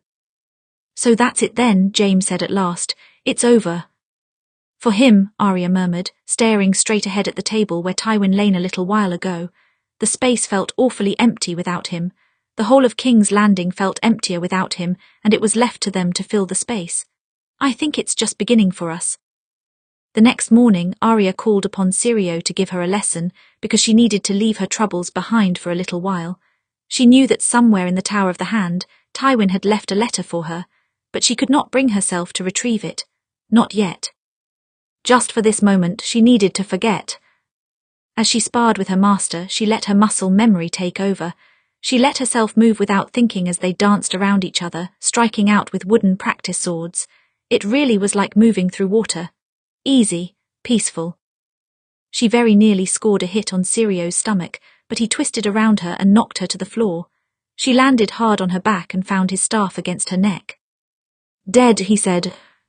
I always am with you, Arya said, pushing his sword to the side and getting back to her feet. Well, tell me how sloppy I was. Tell me I'm with my trouble. Syrio smiled. I do not come here to tell you lies, girl. Today is one of the first times I've ever seen you leave your trouble behind. You were quite excellent. She blinked. That is strange. It feels as if I have so many troubles right now. Of course you do, Syrio said. There has never been one moment in your life since I've met you that you have not had troubles. You're just learning to set them aside. He stepped forward, resting a hand on her arm. It doesn't mean they are not serious. It does not mean the current is not rough, but you swim with it, you do not fight it, and that is smart. Arya gave him a soft smile. I guess I'm finally learning then. The door creaked open, and Arya turned to see a familiar figure leaning against the archway, looking at her with sharp eyes. I thought I might find you here, Oberyn said smoothly. Lady Lannister. And does the Lady Lannister want to be found by you? Syrio asked before Arya could respond. Because if not, you are not welcome in this place. We are practicing. It's all right, Syrio, Arya said. Her voice came out surprisingly calm. I can handle this. Perhaps we should end early today. Syrio gave her a little bow. Then he made his way past Oberyn, never taking his eyes off of the Prince of Dawn. Not until he was out of the room, and even then Arya suspected he might be waiting in the hall. Arya let the tip of her sparring sword rest against the stone as she studied Oberyn with a steady gaze. I wondered when you would find me, Prince Oberyn. I'm sure you did, Oberyn said. It's only natural that I would want to speak with Tywin Lannister's executioner. The words strung, but she did not let the hurt show on her face. Yes, it's only natural. His smile was sharp as he approached her. I should have known you would take matters into your own hands, Arya. I was watching you through the court and the trial. Of course you would find a way to give Tywin a painless death even though he doesn't deserve it. I asked the Queen permission and she allowed it, Arya said. I could not have given him that end without her blessing. I'm quite sure you would have found a way, Oberyn said. We'll never know, I suppose, Arya said. He was stopped in front of her now. His hands were free of any weapon, but she could see his dagger clear enough in his belt. She didn't think he would draw it, but Arya was nothing if not careful. There is something fitting about him dying of poison, Oberyn said. I might have chosen that method if the court had declared him not guilty. I would have selected a different poison though, something a bit slower, more painful. It would still be more than he deserved. His eyes narrowed. But you had no right to decide on his death, Lady Arya. Neither of us did, Arya said. That honour belonged to the Queen, and she chose. She started to walk past him and he turned with her, catching her arm. She turned in one fluid motion, pressing the tip of her wooden sword against his throat. It would not kill him, but she could do some damage to his windpipe if she so chose. Oberyn was unfazed.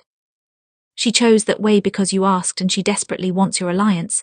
You used that against her, but you could have left it alone, Oberyn said. His grip tightened on her arm. Do you think my sister had a peaceful death, or her children? Why did their murderer deserve what they never had? He didn't deserve it, Arya said. I know what he was, Prince Oberyn, and you're right, but I'm selfish and I did not want to watch him suffer. She jerked her arm out of his grip, shoving him back with the tip of her wooden practice sword. I could have demanded his life, you know, asked that he be exiled or sent to the wall. I believe the Queen would have given me that. But I didn't. I respected her judgment. He died. Isn't that enough for you? Not if it was on his terms, Oberyn said. If he put you up to this. He didn't, Arya said. I decided this. It was the only thing I decided. Everything else was on his terms. Oberyn's eyes narrowed, and for the first time he seemed a bit caught off guard. What? I mean the trial, Arya said. The arrest, the trial, the death sentence. All of that was on his terms, Oberyn. You didn't seem to have a problem with it then. He blinked and Arya realized that he was genuinely confused. I don't know what you're talking about. The trial wasn't on his terms. None of it was. You didn't know, Arya realized. She hadn't prepared for that. She had thought for sure Daenerys had discussed her plans with her allies. Surely her deal with Tywin must have come up. Didn't you wonder why Lord Tywin was so compliant through everything? I assumed it was his refusal to show weakness, Oberyn said. He never was one to cower. No, and he had no reason to cower, because it was all exactly according to his plan, Arya said. He cut a deal with Daenerys before the long night began. He promised her a peaceful transition onto the throne. He promised to stand trial. He promised to die, so long as she pardoned Jaime and let the Lannisters maintain Casterly Rock. They both kept their bargain. But this, all of it was on his terms. Oberyn stepped away from her, running a frustrated hand through his hair. She could see some of his belief in Daenerys cracking, some of his belief in her justice. She had dealt with a devil behind his back, and then pretended that she had brought him to heel on her own. Oberyn was smart, and surely he must have suspected as much, but he wanted to believe that Tywin was finally beaten. I'm sorry, Arya said. I thought you knew. No, Oberyn said. If Tywin Lannister was smart, he would have advised the Queen not to tell me, and apparently she took his advice more than once. It doesn't matter anymore. It's done. The last name crossed off of both of our lists, Arya said. She let her wooden sword lower to the ground. Now I'm just tired. I don't want to start a vendetta with you, Oberyn. I don't want to be friends either. I'd just like the West and Dawn to live with each other a bit better than we did before. Oberyn studied her. You weren't involved at all in their deal, were you? No, Arya said. I was as surprised as you when I heard about it. Sacrificing himself to set the board for a win, Oberyn muttered. The bastard might have made a good Syvas player. He was, Arya said softly. I taught him to play. He didn't have anything to say to that. She wondered if he could even begin to understand how painful it was for her to give that poison to him, knowing it was all she could do. Likely not. He couldn't understand why she could feel anything for such a man. She barely understood it herself. She let her practice sword fall and walked past him. This time he did not try to stop her. Safe travels, Prince Oberyn, she said, until we meet again. She knew they would after all, even if many years passed before that time. Oberyn Martell was not the kind of man who disappeared completely. The only question would be whether he resurfaced as an ally or an enemy. Until then, she had other matters to take care of. It was kind of you to give your father-in-law such an end, Varys observed as Arya handed him a goblet of wine. I know that he was prepared for much worse. However, did you convince him to drink it? The Queen allowed it, as I said, Arya said, so there was no harm. Varys nodded. No harm indeed. The Queen clearly recognizes your influence in the realm. It's a good thing. It means that you will be able to gain more than one favor from her, but if you become too powerful, she may begin to see you as a threat. That's exactly why I deferred to her judgment, Arya said. If I had gone behind her back, she would have seen it as a challenge, so I didn't. So instead you made a sweet plea in order to give the illusion that she determines your actions, Varys said. I wouldn't call my plea sweet, Arya sipped at her wine, but yes, I suppose. Varys smiled. I imagine you'll be on your way to the west soon. I will, Arya said. I hope to hear from your little birds while I'm there. Not to worry, my little birds are all over Westeros, Varys said. In the meantime, can my little birds be of service to you here? I think so, Arya said. Jaime tells me that there are still wildfire caches under the city. Find them and move them somewhere safe, away from so many people. Having them still in their place could be temptation to some. Undoubtedly, Varys said. And meanwhile, I'm sure Daenerys will be namming a new Master of Coin soon, Arya said. When she does, remind the Master of Coin of the Crown's debts. The Iron Bank is not to be trifled with if the stories are true. They will still expect payment even though a new ruler sits on the throne. If I understand correctly, the Crown is also in debt to the Lannisters, Varys said. Arya shrugged. Yes, you can remind them of that too if you wish. Varys grinned. You're an intriguing woman, Lady Lannister. I think the old Lord of the Rock was right to have faith in you. It would be an insult to his memory if I proved him wrong, Arya said. I look forward to hearing from you, Lord Varys. The Vale is still in ruins, her mother told her as they circled the gardens. The Eyrie all but destroyed and unusable. Rebuilding it will be a mighty task. Maybe it would be more sensible to build a keep closer to the ground, Arya said. At least for now. The Vale will need a seat of power to calm the chaos, and rebuilding the Eyrie would take years, Catelyn said. Perhaps until the next winter.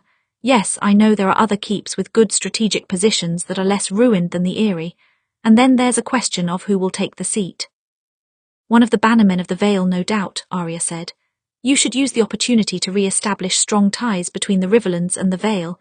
I know you and my aunt were a bit strained by the end, but the Arryns, Starks and Tullys used to be strong allies in the rebellion. It should be that way again. It will be, Catelyn said. It's bound to happen. The North and the Riverlands are both neighbours of the Vale, and we're the ones helping them the most despite the fact that our regions are also torn by the long night. There was a note of bitterness in her voice, as if she thought the Queen could be doing more to help with the reconstruction. You know, if you need help you can reach out to me, Arya said. I control the Lannister family coffers now, and Lord Tywin did enough damage to the Riverlands during the War of Five Kings. It only makes sense that I repay some of the damages. Her mother smiled. Somehow that doesn't sound like something Lord Tywin would consider constructive. That's not true at all, Arya said. I'm forming strong alliances with other regions. He left it to my digression how. She rested a hand on her mother's shoulder. Just tell Uncle Edmure and Uncle Brynden that they can ask for my help. I'm a Lannister, but I'm also their family. I'll tell them, Catelyn said. It would be nice for the Riverlands to have some peace after all of this war. Yes, it would. It would be nice for all of Westeros to know peace for a while, and Arya hoped they would, but she would be ready in case the peace failed. Stefan had just learned to walk, and he spent most of his time stomping around the room on unsteady legs, regularly almost crashing into tables. Arya watched the scepter herd him away from a particularly sharp corner as Margaery sat down at the table with her, setting a cup of wine in front of her. He has an awful lot of energy, she said. At least he's a happy baby. He laughs more than he cries. He seems strong, Arya said. He needs to be, Margaery said. He's the best hope for the Baratheon line. Any children I have now, they might have the Baratheon name but not Baratheon blood. You will need to have more children then, Arya asked. Of course, Margaery said. It's terrible to say it, but children die all of the time. I can't rest all of my hopes on the one. They lords of the Stormlands will want spares. I'm sure many will come forward with offers of marriage. But there's a danger there too, isn't there? Arya asked. They'll want any of your children to take their names, and then those children could be a threat to Stefan. You read my fears well, Margaery said. I don't know any of the lords of the Stormlands well enough to trust them, and I know how men are when they see a chance to climb for power. I won't let any of them take my son from me. You need a suitor with no need to force his name on your children then, Arya said. Someone with little ambitions who would be kind to Stefan. Yes, that would be ideal, Margaery said.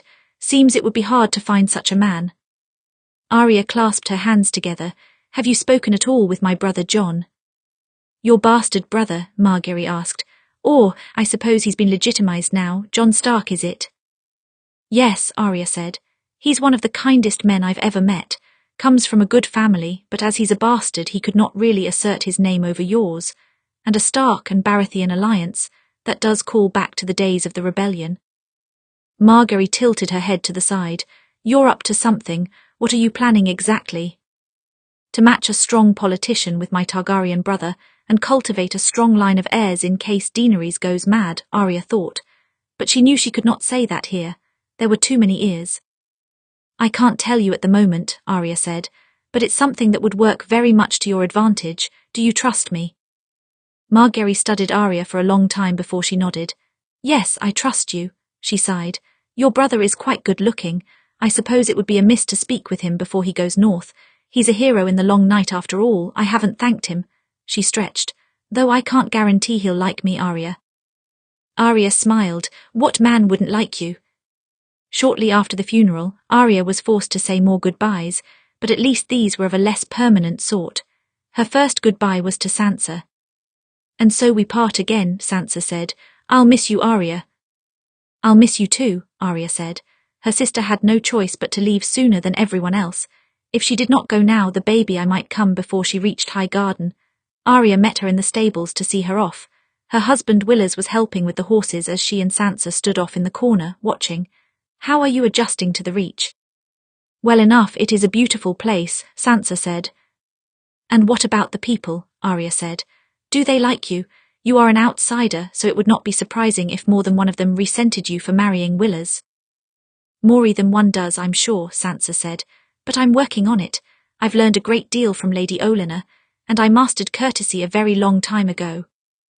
I know that much, Arya said. I hope the Lannisters and the Tyrells can continue to have a close alliance. We are neighbours and it's worked well for us in the past.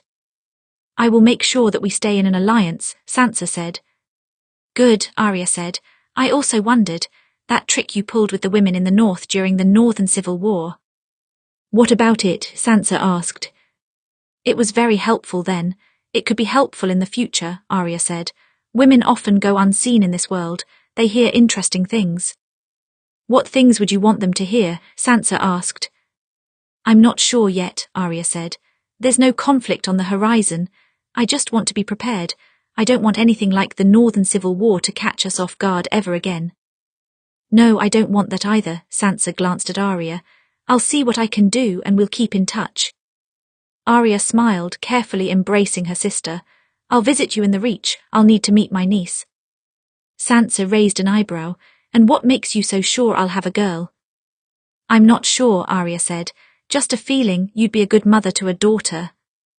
Thank you, Sansa said. Take care of yourself, Arya. Try not to hold up the sky by yourself. I don't need to, Arya said. I have my family to help. More of Arya's family left shortly after that. First, Jon, who agreed to accompany Margaery on a detour to the Stormlands before headed north. I told her that the Night's Watch was all but broken, and that I was concerned for their future, even though I was no longer one of them, Jon said. She believes that the 7 kingdoms should be vigilant about threats to the north from now on. I figured that since she was queen until recently, she has enough influence to help. That makes sense, Arya said, trying not to smile. It would be wise for you to visit the Stormlands and the other southern regions asking for help, and perhaps you can visit the west on your way north. It will be nice to see a familiar face. I'll try, Jon said, ruffling her hair. Until then, little sister. Only a few days later, it was time to say goodbye to her mother and her other brother. I'll see you again soon, her mother promised. Robb may be going north, but I'm on my way to the Reach, and I'm sure you will be stopping by as soon as Sansa has her baby. I will, Arya said. Nonetheless, she hugged her tightly. Thank you for being there for me through all of this. You kept me grounded.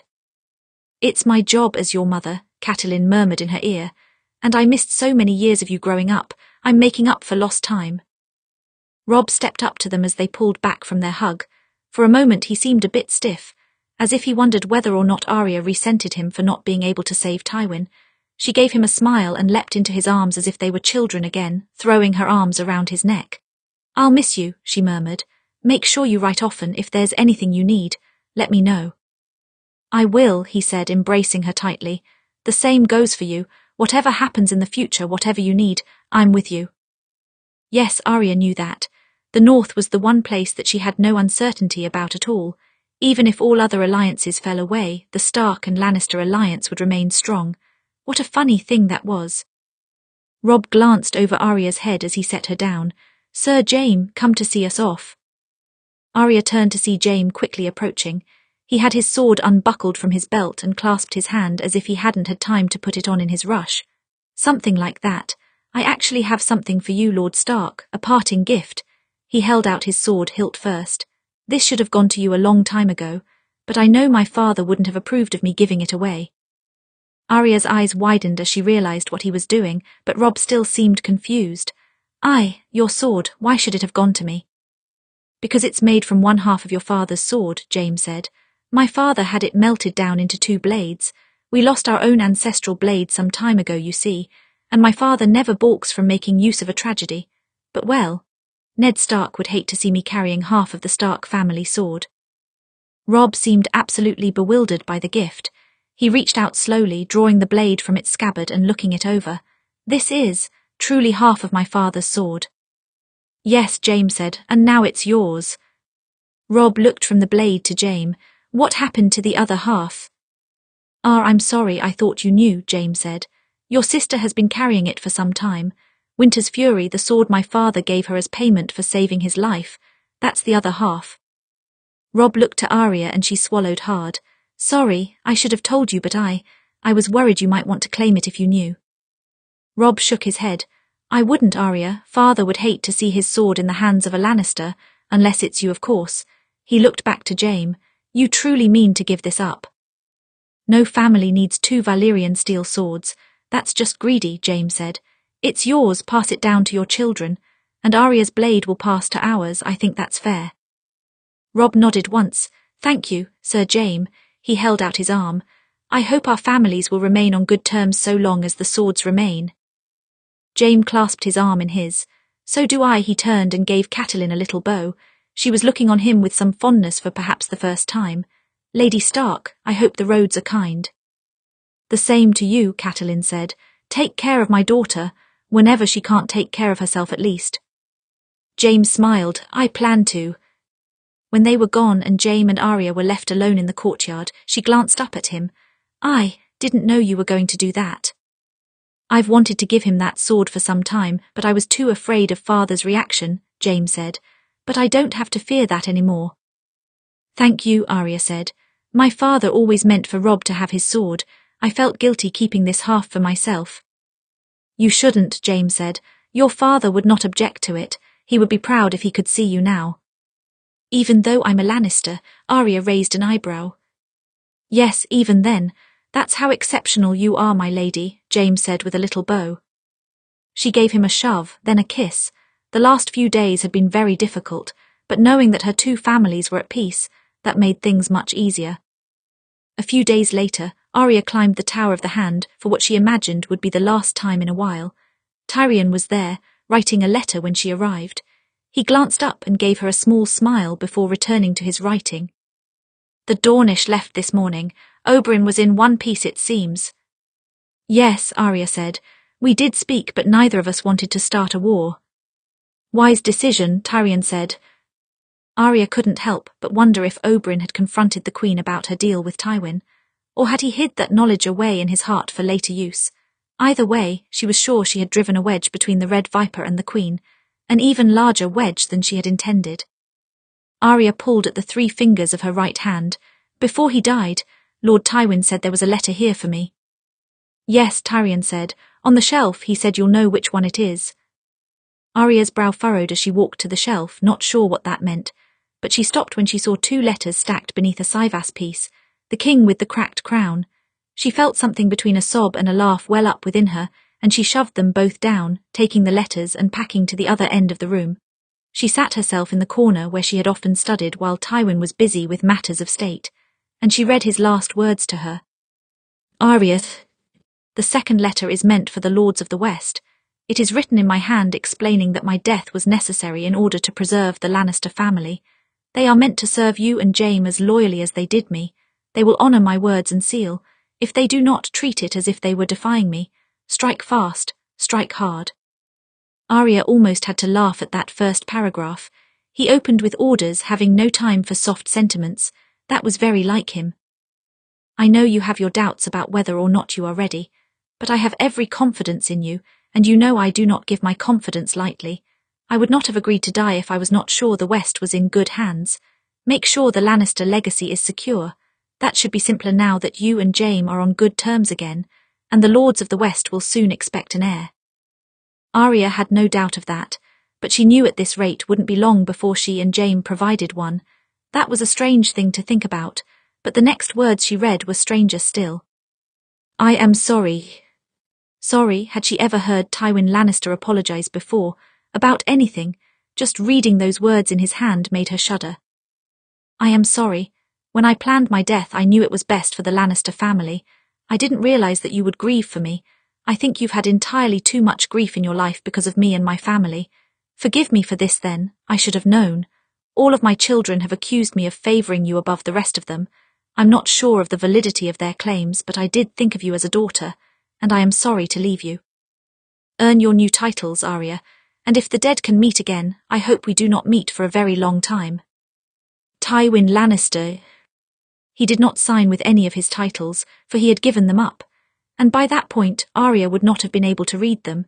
Her eyes were blurred with tears as she clutched the letter tight in her hands. Arya, Tyrion had circled around his desk to go to her side. Are you all right?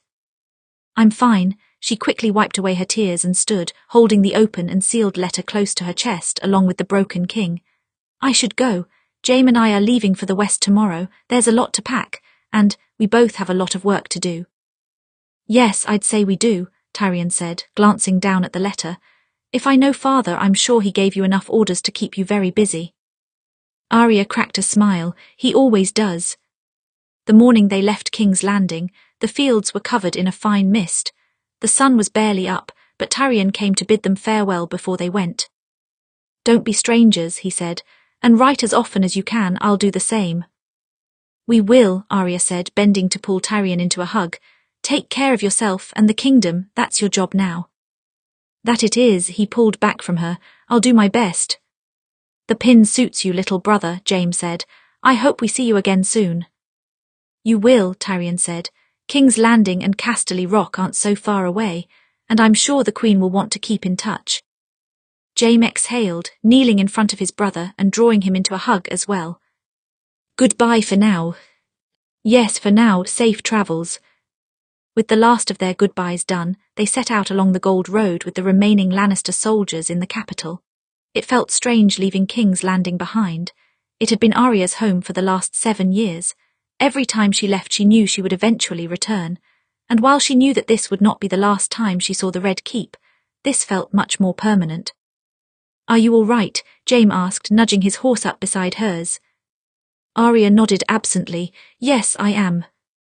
It's strange, I know, going back to Casterly Rock for good, Jaime said. I think I spent longer in this place than the West. So have I, Arya said. She tore her eyes away from the great city, but I'm looking forward to a change of scenery.